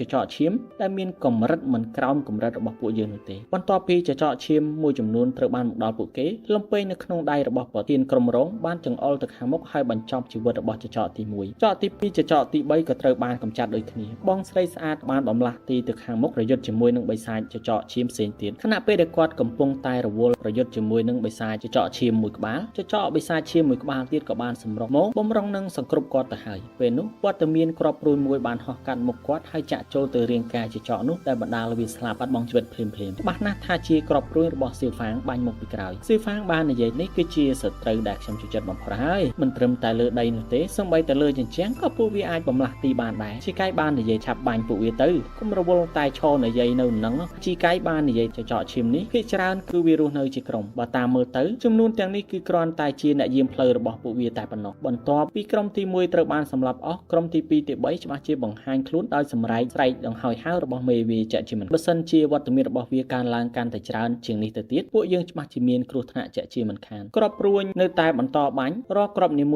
ួយៗសុទ្ធតែអាចសម្លាប់ចចកឈាមបានមួយក្បាលសៀវហ្វាងបានលើកក្របព្រួញរបស់គាត់ហើយបន្តបាញ់សៀវហ្វាងមានការភ្ញាក់ផ្អើលបន្ទាប់ពីក្របព្រួញទី1របស់គាត់ត្រូវបានគេចយ៉ាងស្រួលពីសំណាក់ចចកឈាមគាត់បានស្រែកទាំងភ្ញាក់ផ្អើលអាចគេចពីក្របព្រួញបានទៀតឬពេលនោះសិស្សច្បងជីកៃបានពន្យល់សៀវហ្វាងប្រសិនបើឯងចង់សម្លាប់សត្វបិសាចនៅកម្រិតនេះក្របព្រួញរបស់ឯងត្រូវបញ្ចូលទៅដោយធម៌ពលវិញ្ញាណរបស់ឯងដើម្បីឲ្យក្របព្រួញនេះអាចបំលាស់ទីឬផ្លាស់ប្ដូរទិសដៅតាមចិត្តបាយបានពេលនោះគេនឹងមិនអាចគេចពីក្របព្រួញបាយបានទៀតទេល្អខ្ញុំនឹងចាប់ផ្ដើមធ្វើវាបន្ទាប់មកគាត់បានបញ្ចូលនៅធម៌ពលវិញ្ញាណរបស់គាត់ដល់មហិមាដែលមិនត្រឹមតែគ្រប់ដណ្ដប់លើក្របព្រួញតែប៉ុណ្ណោះទេថែមទាំងគ្រប់ដណ្ដប់ជុំវិញបរិវេណខ្លួនរបស់គាត់ផងដែរក្របព្រួញនៃធម៌ពលវិញ្ញាណទី1ត្រូវបានបញ្ចេញភ្លាមៗដែលនាំយកទៅនៅធម៌ពលវិញ្ញាណដល់មហិមាយើងនឹងជួបគ្នានៅវីដេអូក្រោយបាយបាយអ្នកទាំងអស់គ្នាសូមកុំចិត្តអាក្រក់អីជួយ Subscribe ម្នាក់មួយទៅណោះតោះបន្តសាច់រឿងរបស់យើងដោយបាននិយាយអញ្ចឹងក្រោមការរួមបញ្ចូលនៃធម៌ពលវិញ្ញាណទៅក្នុងផ្លែព្រួញទី1របស់សៀវហ្វាងបានបាញ់ចេញជាមួយនឹងធម៌ពលដល់មហិមាដែលមិនអនុញ្ញាតឲ្យសត្វបិសាចមួយនោះគេចខ្លួនរួចបាននោះទេអញ្ចឹងអ្នកទាំងអស់គ្នាសត្វបិសាចដែលមានកម្រិតចាប់ពីកម្រិតទី2ឡើងទៅមិនអាចសម្លាប់បានដោយកំបិតធម្មតាទេលុះត្រាតែមានការរួមបញ្ចូលនៃធម៌ពលវិញ្ញាណឬក៏អាវុធវិញ្ញាណជាដើមទើបអាចសម្លាប់វាបានសត្វបិសាចចចកឈាមនៅតែបន្តកើនឡើងខណៈពេលនេះចចកមួយបានលោតមកសង្គ្រប់ក្រុមរបស់ពួកគេតែត្រូវបានរារាំងដោយមេក្រុមរងជីកៃបាននិយាយត្រូវតែបង្កើនភាពប្រុងប្រយ័ត្នសៀវហ្វាងបានផ្លាស់ប្ដូរពីការបាញ់ព្រួញមកជាប្រើប្រាស់អាវុធលំពែងវិញម្ដងដែលគាត់បាននិយាយថាឆាប់ចូលមកធម្មពលវិញ្ញាណដ៏ច្រើនបានហុំព័ទ្ធជុំវិញរាងកាយរួមទាំងលំពែងរបស់គាត់បោះលំពែងទៅមុខគាត់បានស្រែកថាបាច់លំពែងទី1និករីត្រឡប់ចូលសមុទ្របន្ទាប់ពីសម្រែកនោះបានបញ្ចប់លំពែងដែលផ្ទុកដោយធម្មពលដ៏មហិមាបានចង្អុលទៅមុខយ៉ាងរហ័សមុននឹងលំពែងនោះបានទម្លុះក្បាលចចកឈាមវាក៏បានគេចពីស្រមោលនៃលំពែងនោះបានយ៉ាងងាយស្រួលបន្ទាប់ពីការគេចពីលំពែងនោះបានសម្រេចវាក៏បានហាមាត់យ៉ាងធំបំរុងនឹងលេបត្របាក់សៀវហ្វាងខណៈពេលនោះត្រានៃធម្មពលដូនតាបានមកទស្សនៅធម្មពលដែលបណ្ដាលឲ្យចចកឈាមនោះប៉ាងចេញចម្ងាយរាប់សម្បែឃើញឱកាសល្អសៀវហ្វាងបានបញ្ចេញនៅក្បាច់លំពែងនាគក្រវីកន្ទុយផ្សាជាថ្មីចចកឈាមពី3ក្បាលបានស្លាប់ជាបន្តបន្ទាប់ក្រោមធម្មពល ពលនៃលំពេងនេះក្រៀកបកក្រោយបងស្រីស្អាតបាននិយាយពួកយើងគួរតែរួមបដុំគ្នាគុំនៅឆ្ងាយគ្នាពេកសៀវហ្វាងបានបំលាស់ទីទៅខាងមុខកាប់ចេញមួយដាវចកពី3ក្បាលត្រូវបានសម្លាប់ភ្លាមឃើញទស្សនភាពបែបនោះលោកមេភូមិរងបានភ្ញាក់ផ្អើលជាមួយនឹងកម្លាំងបែបនេះពិតជាមិនគួរឲ្យជឿថាត្រូវបានបញ្ចេញដោយសៀវហ្វាគាត់បាននិយាយថាកម្លាំងដែលបានបញ្ចេញពីដាវហាក់ដូចជាមានកម្រិតប្រហែលទៅនឹងកម្រិតទី3ទៅហើយតើវាអាចទៅរួចដោយរបៀបណាអ្នកទាំងអស់គ្នាត្រង់ហ្នឹងកុំច្រឡំមិនមែនសៀវហ្វាងនៅកម្រិត3ទេតែដាវរបស់គាត់ហ្នឹងធម្មពលនៃដាវហ្នឹងគឺស្ទើរតែស្មើនឹងកម្រិតទី3ត្រង់ចង់មានន័យថាធម្មពលដែលចេញពីដាវទេមិនមែនកម្រិតរបស់ដាវទេក្រោមធម្មពលដ៏ខ្លាំងក្លារបស់ដាវបុរាណចកបិសាឈាមចូលមួយគឺត្រូវស្លាប់មួយពេលនោះសម្លេងមួយបានមកលឺឡើងកញ្ញាស៊ីហុងប្រយ័ត្នក្រៅខ្នងចកឈាមមួយក្បាលបានហក់មកសង្គ្រប់នាងជាលើកទី2ដោយការពីលើកទី1ដូច្នេះដែរបិសាចកមួយក្បាលនោះត្រូវបានបាញ់សម្លាប់ដោយគ្រាប់ព្រួយរបស់សៀវហ្វាងបន្ទាប់ពីបានបាញ់ចំសៀវហ្វាងបានស្រែកទាំងសប្បាយចិត្ត10បន្ទុកឲ្យខ្លួនឯងកំពុងតែសប្បាយចិត្ត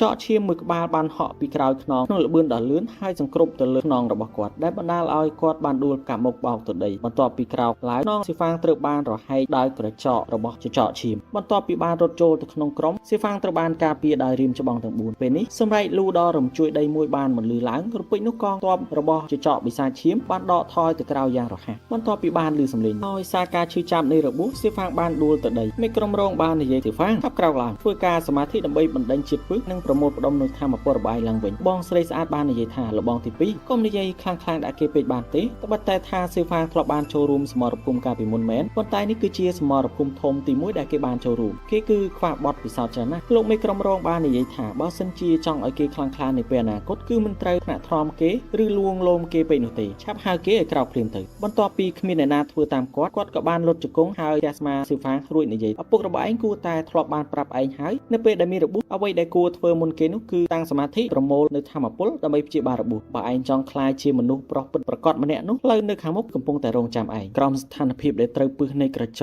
កចកឈាមសៀវហ្វាងបាននិយាយទាំងមកមើលថាលោកពុករបស់ខ្ញុំប្រហែលជាមិនទាន់មកវិញទេមិត្តភ័ក្តិទាំង3របស់ខ្ញុំក៏គួរតែកំពុងតែរងចាំខ្ញុំដែរនៅពេលនោះគាត់បានក្រោកឈរឡើងជាមួយនឹងស្មារតីគ្រប់គ្រាន់ហើយធ្វើការតាំងសមាធិស្រូបយកធម៌ពលមេឃដីដើម្បីព្យាបាលរបួសការភ្ញាក់ផ្អើលបានកើតឡើងភ្លាមជីកាយបានស្រែកហើយអ្វីក៏ល្បឿននៃការស្រូបយកនៅធម៌ពលរបស់គេគឺមានល្បឿនលឿនយ៉ាងនេះពេលនោះបងស្រីស្អាតបាននិយាយបិទមាត់ហើយនៅឲ្យស្ងៀមកុំរំខានដល់ការព្យាបាលរបួសរបស់គេអីពេលមើលឃើញស្ថានភាពបែបនេះមេក្រុមរងបាននិយាយស្ងាត់តែម្នាក់ឯងពិតជាអស្ចារ្យមែននេះគឺជាដំណើរការនៃការស្រូបយកធម៌ពលមេឃដីដែលមានតែកម្រិតត្រាស់ដឹងតែប៉ុណ្ណោះដែលអាចធ្វើវាបានកម្រិតត្រាស់ដឹងប្រហែលជាកម្រិតទី2នឹងអស់គាត់បាននិយាយបច្ចុប្បន្នសៀវហ្វាងប្រហែលជាឈានដល់ចំណុចកម្ពស់របស់គាត់កាលពីមុនរួចទៅហើយមានន័យថាសៀវហ្វាងឥឡូវហ្នឹងគាត់បានស្ដារធម៌ពលវិញ្ញាណរបស់គាត់និងធម៌ពលរាងកាយរបស់គាត់បានឡើងដល់ចំណុចកម្ពស់ដែលគាត់ធ្លាប់មានកាលពីមុនអញ្ចឹងណាកាលពីនៅតូចណាអញ្ចឹងមានន័យថារបួសរបស់គាត់គឺជាសះស្បើយ 100% ហើយនៅក្នុងបណ្ដុំធម៌ពលវិញ្ញាណដ៏ជ្រៅរបស់សៀវហ្វាងការយល់ដឹងមួយបានកាត់ឡើងពេលនោះគាត់បានបន្លឺឡើងឲ្យយើងដឹងមានតែឈានដល់កម្រិតនៃការត្រាស់ដឹងប៉ុណ្ណោះដែលអាចបើកជីពចរទាំងអស់ឲ្យចំហបានភាពរឹងមាំដំបូងបានឡើងទៅខាងឋានសួគ៌បន្ទាប់មកចុះមកផែនដីវិញវល់ជុំដូចជារង្វង់កង់កម្លាំងនៃផែនដីប្រៀបដូចជាថ្មអំណាចទាំងអស់ត្រូវបានបង្កើតឡើងដោយធាតុទាំង5ដូចគ្នាដែកឈើទឹកភ្លើងនិងផែនដីរាងកាយនីមួយៗគឺមានភាពខុសគ្ន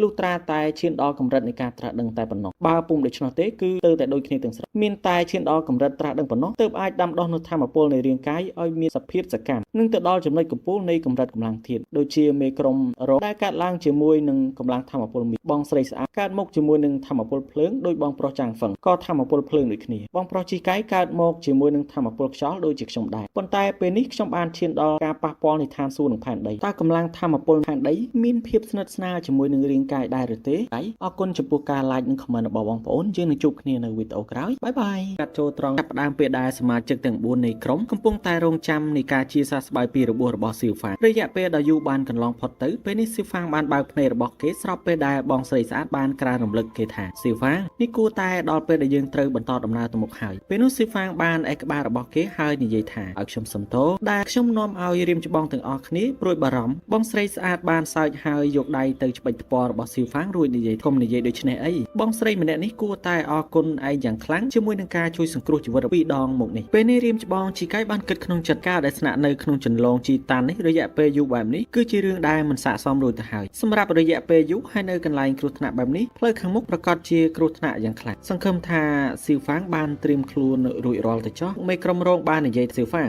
ឯងគួរតែត្រូវបានប៉ះពាល់នៅអារម្មណ៍ឋានសួគ៌និងផែនដីម្ដងទៀតហើយត្រូវទេពេលនោះសៀវហ្វាងបាននិយាយបានតាមខ្ញុំប៉ាន់ស្មានប្រហែលជាខ្ញុំស្ថិតនៅកម្រិតខ្យល់ទៀតនោះទេវាគួរតែជាកម្រិតនៃផែនដីពេលនោះមេក្រុមរងបានតបថាល្អធម្មពលផែន ដីគឺល្អការបង្កើតនៃត្រាវិញ្ញាណបានពេញលេញគឺជាការហ្វឹកហាត់ដែលមានសន្តិភាពបំផុតសម្រាប់ផ្លូវចិត្តដែលរាងកាយអាចមានធម៌ពលទាំងការការពារនិងការវាយប្រហារប្រសិនបើពេលណាមួយអ្នកយល់ពីធម៌ពលដ៏អាថ៌កំបាំងនោះអ្នកប្រកាសជាទទួលបាននូវធម៌ពលដ៏មហិមាដើម្បីប្រើប្រាស់ជាក់ជាមិនខានវាគឺជារឿងដែលល្អណាស់បន្ទាប់ពីធ្វើដំណើរអស់មួយរយៈពេលយូរមកមេក្រុមរងបានដកចេញនៅផែនទីហើយដឹងថាពួកគេបានមកដល់កន្លែងមួយដែលពួកគេបានស្វែងរករួចទៅហើយជាកាយបាននិយាយទីបំផុតពួកយើងបានមកដល់ហើយប្រធានក្រុមរងបាននិយាយថាប៉ុន្តែយើងហាក់ដូចជាយឺតពេលបន្តិចពេលនេះពួកយើងនឹងសម្រាកនៅទីនេះមួយយប់និងបន្តដំណើរទៅទៀតនៅថ្ងៃស្អែកពេលនេះយើងឃើញសៀវផាងកំពុងតែកកាយដីដាក់ជីអ្វីក៏មិនដឹងទេបន្ទាប់ពីគេបានដើរទៅអង្គុយបងប្រុសជីកាងបាននិយាយសៀវផាងឯងចេះដាក់អន្ទាក់ប្រេងកាតទៀតឬពិតជាអស្ចារ្យមែនមិញហ្នឹងសៀវផាងគឺមិនដាក់ជីទេគឺគាត់កំពុងដាក់អន្ទាក់ប្រេងកាតសៀវផាងបានអេះក្បាលរបស់គាត់ឲ្យសើចបងស្រីស្អាតបានសើចហើយនិយាយពិតជាមានល្បិចច្រើនមែនសៀវផាងឯងគឺជាក្មេងដែលហៅថាខ្មោចល្បិចមែនទាំងនេះតើគឺជាអ្នកណាជាអ្នកបង្រៀនឯងលោកព្រឹទ្ធាចារ្យហួរមែនទេសៀវផាងបានតបថាអន្ទាក់ដែលធ្វើពីខ្សែគឺបង្រៀនដោយព្រឹទ្ធាចារ្យហួរហើយអន្ទាក់ជាច្រើនផ្សេងទៀតគឺត្រូវបានបង្រៀនដោយឪពុករបស់ខ្ញុំនិងបច្ចេកទេសល្បិចជាច្រើនផ្សេងទៀតដែលខ្ញុំបានរកឃើញនៅក្នុងសម្លៀកបំពាក់ចាស់ៗរបស់លោកតារបស់ខ្ញុំវាគឺជាបច្ចេកទេសសម្រាប់សត្រូវដោយមិនប្រើកម្លាំងច្រើននោះទេលោកមេក្រុមរងបាននិយាយថាអន្ទាក់ទាំងនេះពិតជាល្អមែនប៉ុន្តែឯងត្រូវតែផ្ដោតអារម្មណ៍ទៅលើការហ្វឹកហាត់តែម្យ៉ាងគត់គឺធម៌ពលផ្ទាល់ខ្លួនរបស់ឯងឲ្យបានត្រឹមត្រូវបំផុតសៀវផាងបានតបយ៉ាងរហ័សថាខ្ញុំយល់ហើយលោកមេក្រុមរងបន្ទាប់ពីការពិភាក្សាបានចប់រួចរាល់ពួកគេបានធ្វើការសម្រាករៀងៗខ្លួនពេលវេលាដ៏រន្ធត់មួយបានមកដល់សត្វតោដ៏ធំសម្បើមមួយក្បាលបានបង្ហាញខ្លួននៅពេលរាត្រីដ៏ស្ងាត់ជ្រងំវាបានសម្រុកចូលទៅក្រុមរបស់សៀវផាងដែលកំពុងតែសម្រាកសៀវផាងគឺជាមនុស្សទី1ដែលកាន់ដាវនៅក្នុងដៃសម្រុកសម្ដៅទៅសត្វតោរំពេចនោះជាមួយនឹងល្បឿនដ៏លឿនរបស់មេក្រុមរងគាត់បានទៅបង្ហាញខ្លួនចំពោះមុខសៀវផាងកាប់ចុះមួយលំពេដែលនៅក្នុងដៃរបស់គាត់ដែលបណ្ដាលឲ្យមានស្នាមឈាមមួយបានបង្ហាញលើខ្លួននៃសត្វតោមួយក្បាលបន្ទាប់ពីត្រូវរបួសវាបានស្រែកទៅកាន់មេក្រុមរងថាចង្រៃយោហើយវាក៏បានស្រែកឡើងទៅកាន់អាកាសដែលបញ្ចេញនៅធម៌ពលដ៏មហិមាពីខ្លួនប្រាណដ៏ធំរបស់វាខ្លួនប្រាណរបស់វាបានបញ្ចេញនៅសម្ពាធកម្លាំងធាតុដែលបង្កើតឡើងទៅជាខ្យល់ព្យុះតូចមួយជុំវិញខ្លួនសៀវផាងបាននិយាយថាបិសាចតោកម្រិតទី3វាពិតជាខ្លាំងជាងខ្ញុំទៀតផងអញ្ចឹងអ្នកទាំងអស់គ្នាសត្វបិសាចដែលចាប់ផ្ដើមពីកម្រិតទី3ឡើងទៅវាមានធម៌ពលវិញ្ញាណនិងភាពវៃឆ្លាតស្តៀងនឹងមនុស្សដែរអញ្ចឹងណាហើយវាថែមទាំងចេះនិយាយភាសារបស់មនុស្សទៀតផងបន្ទាប់មកវាបានទុះតម្រង់ទៅកាន់មេក្រុមរ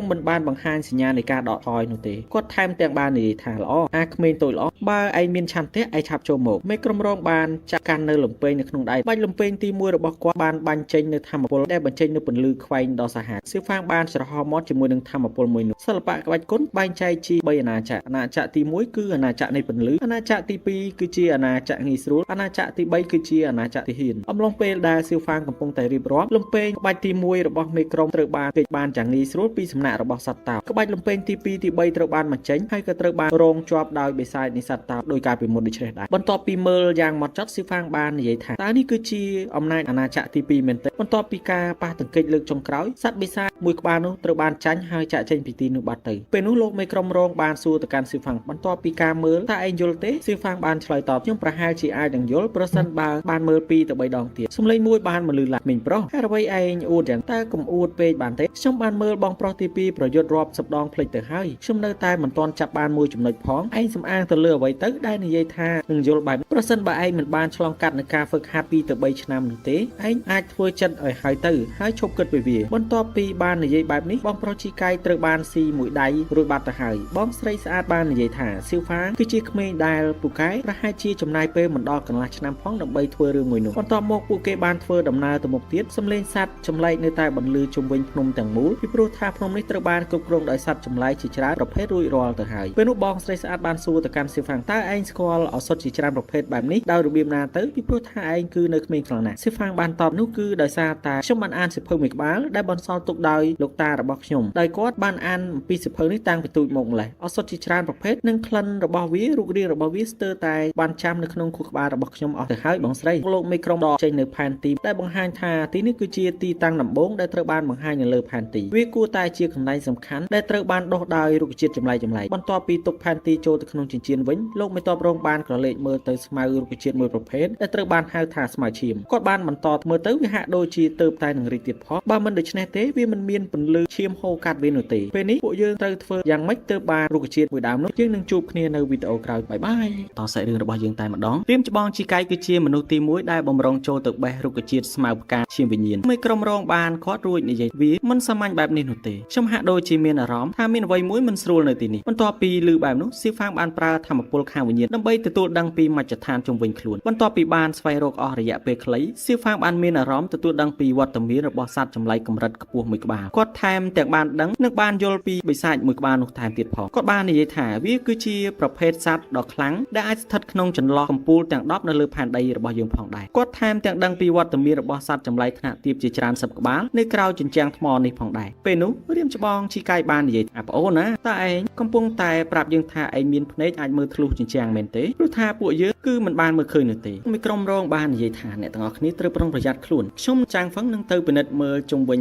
ញទីនេះអ្នកទាំងអស់គ្នាដែលនៅសេសសល់សូមធ្វើសកម្មភាពដើម្បីដកយករុក្ខជាតិការឈាមវិញ្ញាណនោះឲ្យបានបន្ទាប់ពីគាត់បានដើរទៅមុខបន្តិចរាងកាយដ៏ធំសម្បើមមួយបានផ្ទុះចេញពីជម្រៅដ៏ជ្រៅនៃជ្រូកបង្ហាញខ្លួនភ្លាមៗនៅពីមុខរបស់ពួកគេបន្ទាប់ពីបានបង្ហាញខ្លួនសត្វបិសាចមួយក្បាលនោះបាននិយាយថាសូមស្វាគមន៍មនុស្សជាទីស្រឡាញ់ដែលពួកឯងបានមកកាន់ទឹកដីកាន់កាប់របស់យើងពួកឯងប្រហែលជាធុញថប់ក្នុងការរស់នៅណាស់ហើយតែពួកឯងហ៊ានមកទីនេះដើម្បីលួចយករបស់អ្វីដែលជាកម្មសិទ្ធិរបស់លោកតាម្នាក់នេះបន្ទាប់ពីបានឮបែបនេះអ្នកទាំងអស់គ្នាបានបញ្ចេញនៅរៀងៗខ្លួនរៀមច្បងជីកាយបាននិយាយថាខ្លាឃ្មុំមួយក្បាលនេះគួរតែស្ថិតក្នុងកម្រិតទី3ដែលជាកម្រិតផែនដីវាគឺមានកម្លាំងខ្លាំងខាងការពារនិងការវាយប្រហារដែលកម្លាំងបច្ចុប្បន្នរបស់វាស្ទើរតែប្រៀបធៀបទៅនឹងមនុស្សកម្រិតទី4ថ្នាក់ដំបូងរួចទៅហើយដោយសមមួយដងជាមួយនឹងលំពែងនៅដៃខាងស្ដាំមីក្រុមរងលោតទៅលើអាកាសយ៉ាងខ្ពស់ដើម្បីខ្ចីកម្លាំងនៃការវាយប្រហារលំពែងនៅក្នុងដៃរបស់គាត់បានបាញ់ចេញយ៉ាងសាហាវរៀមច្បងចាំហ្វឹងវាយប្រហារពីខាងក្រោមស្របពេលគ្នាប្រយុទ្ធពីមួយទៅហើយអ្នកទាំងពីរនៅតែមិនស័ក្តិសមជាដៃគូរបស់ខ្លាឃ្មុំគ្រីស្តាល់ភ្លើងនោះទេបំផ្ទុះធម្មពលមួយបានធ្វើឡើងអ្នកទាំងពីរប៉ើងថយទៅក្រៅយ៉ាងឆ្ងាយស្របពេលជាមួយគ្នានោះខ្លាឃ្មុំគ្រីស្តាល់ភ្លើងបំលាស់ទីដូចជាស្រមោលដេញតាមមេក្រុមរងរួចធ្វើការវាយប្រហារក្រញាំទី1ទី2ត្រូវបានកិច្ចរួចជាបន្តបន្ទាប់ប៉ុន្តែកណ្ដាប់ដៃចុងក្រោយបានធ្វើឲ្យមេក្រុមរងទៀតថយក្រោយខ្លាឃ្មុំគ្រីស្តាល់ភ្លើងបានស្រែកទាំងកំហឹងថ្ងៃនេះយើងនឹងស៊ីពួកឯងជាក់ជាមិនខានមេក្រុមរងដឹងពីស្ថានភាពមិនអាចទប់ទល់បានគាត់បានធ្វើការបោកបញ្ឆោតមួយដែលបានស្រែកថាពួកយើងពិតជាមិនមានសមត្ថភាពក្នុងការទប់ទល់ជាមួយគេនោះទេឆាប់រត់បន្ទាប់ពីគាត់បានរត់ចាក់ចេញពីទីនោះខ្លាឃ្មុំគ្រីស្តាល់ភ្លើងបានដេញតាមគាត់យ៉ាងប្រកិតនេះគឺជាឱកាសដ៏ល្អសម្រាប់រៀមច្បងជីកៃនិងបងស្រីហុងក្នុងការឡើងទៅបេះស្មៅរុក្ខជាតិផ្កាឈាមវិញ្ញាណរៀមច្បងជីកៃបានលោតពេញមួយទំហឹងសម្ដៅទៅកាន់រុក្ខជាតិផ្កាឈាមវិញ្ញាណពន្លឺគ្រីស្តាល់ភ្លើងមួយទៀតបានផ្ទុះចេញពីជម្រៅដ៏ជ្រៅនៃជ្រោះមួយនោះម្ដងទៀតសកម្មភាពនោះបានធ្វើឲ្យរាងកាយរបស់រៀមច្បងជីកៃបានប៉ាំងថយមកក្រោយសារជាថ្មីផងដែរស្របទាំងរបួសបន្តិចបន្តួចដូចគ្នាវាគឺជាការបង្ហាញខ្លួនរបស់ខ្លាឃ្មុំគ្រីស្តាល់ភ្លើងកម្រិតទី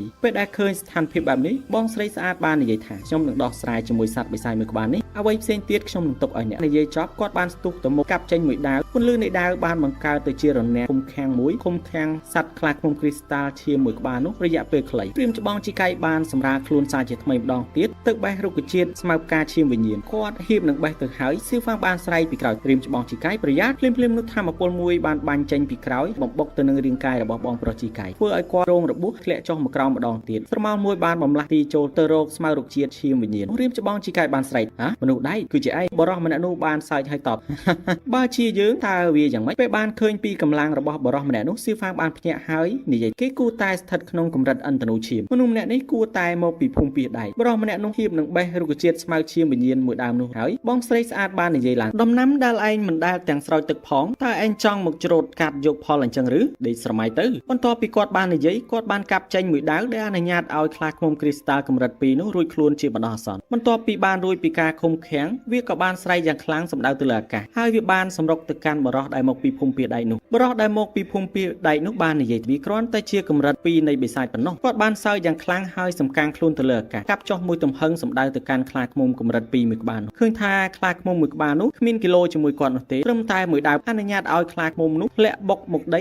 ដេកដួលមួយរំពេចមិនបានអូសក្រឡាដូចជាគេនោះទេស៊ីហ្វាងបានបំលាស់ទី2 3ដងទៅដល់ស្មៅរុក្ខជាតិការឈាមវិញ្ញាណរួចបេះវាហើយចុះមកក្រោមវិញដោយសុវត្ថិភាពបន្ទាប់មកគេបាននិយាយឌឺដងថាស្មៅផ្កាឈាមវិញ្ញាណមួយនេះបានជ្រើសរើសយកខ្ញុំរួចទៅហើយដូច្នេះវាគួរតែត្រូវបាននៅជាមួយខ្ញុំបន្ទាប់មកគេក៏បានរត់បាត់ទៅបរិសម្នាក់នោះបាននិយាយទៅកាន់ក្រុមរបស់គាត់មានក្មេងតូចដែលមានសមត្ថភាពដូចជាខ្មោចបែបនេះផងឆាប់តាមចាប់គេភ្លាមមកកុំឲ្យគេរត់ទៅឆ្ងាយបានឲ្យសោះសំឡេងយុវជន2នាក់នៅពីក្រោយបានបន្លឺឡើងបាទលោកពូអ្នកទាំងអស់គ្នាមានចាំគាត់ទាំងពីរនាក់នេះអត់កាលពីភាគមុនគាត់បានវាយចាញ់ស៊ីហ្វាងម្ដងកាលពីទៅដើមស្មៅពីកត្រកនោះត្រៀមច្បងជីកៃនិងបងស្រីទាំងពីរបំរុងនឹងរត់ទៅជួយស៊ីហ្វាងទៅហើយប៉ុន្តែពេលនោះត្រូវបានរារាំងដោយបរិសម្នាក់ដែលម មកពីភូមិពីដៃនោះសៀវហ្វាងបានបន្តរត់ហើយពួកគេទាំងពីរអ្នកបានបន្តដេញតាមដោយគេបាននិយាយថាយ៉ាហ្វៃនេះគឺជារុក្ខជាតិស្មៅផ្កាឈាមវិញ្ញាណបើសិនជាយើងបានលេបវាកម្រិតធម៌ពលរបស់យើងច្បាស់ជាប្រែប្រួលយ៉ាងខ្លាំងពេលនោះយ៉ាហ្វៃបានតបមើលទៅសៀវហ្វាងមិនត្រឹមតែបង្កើតត្រាវិញ្ញាណថ្មីរួចរាល់ប៉ុណ្ណោះទេចំណែកធម៌ពលបច្ចុប្បន្នរបស់គេហាក់ដូចជាខ្ពស់ជាងពីមុនឆ្ងាយណាស់គ្នាគេបានតបខ្ញុំដឹងហើយប៉ុន្តែក្រោមការ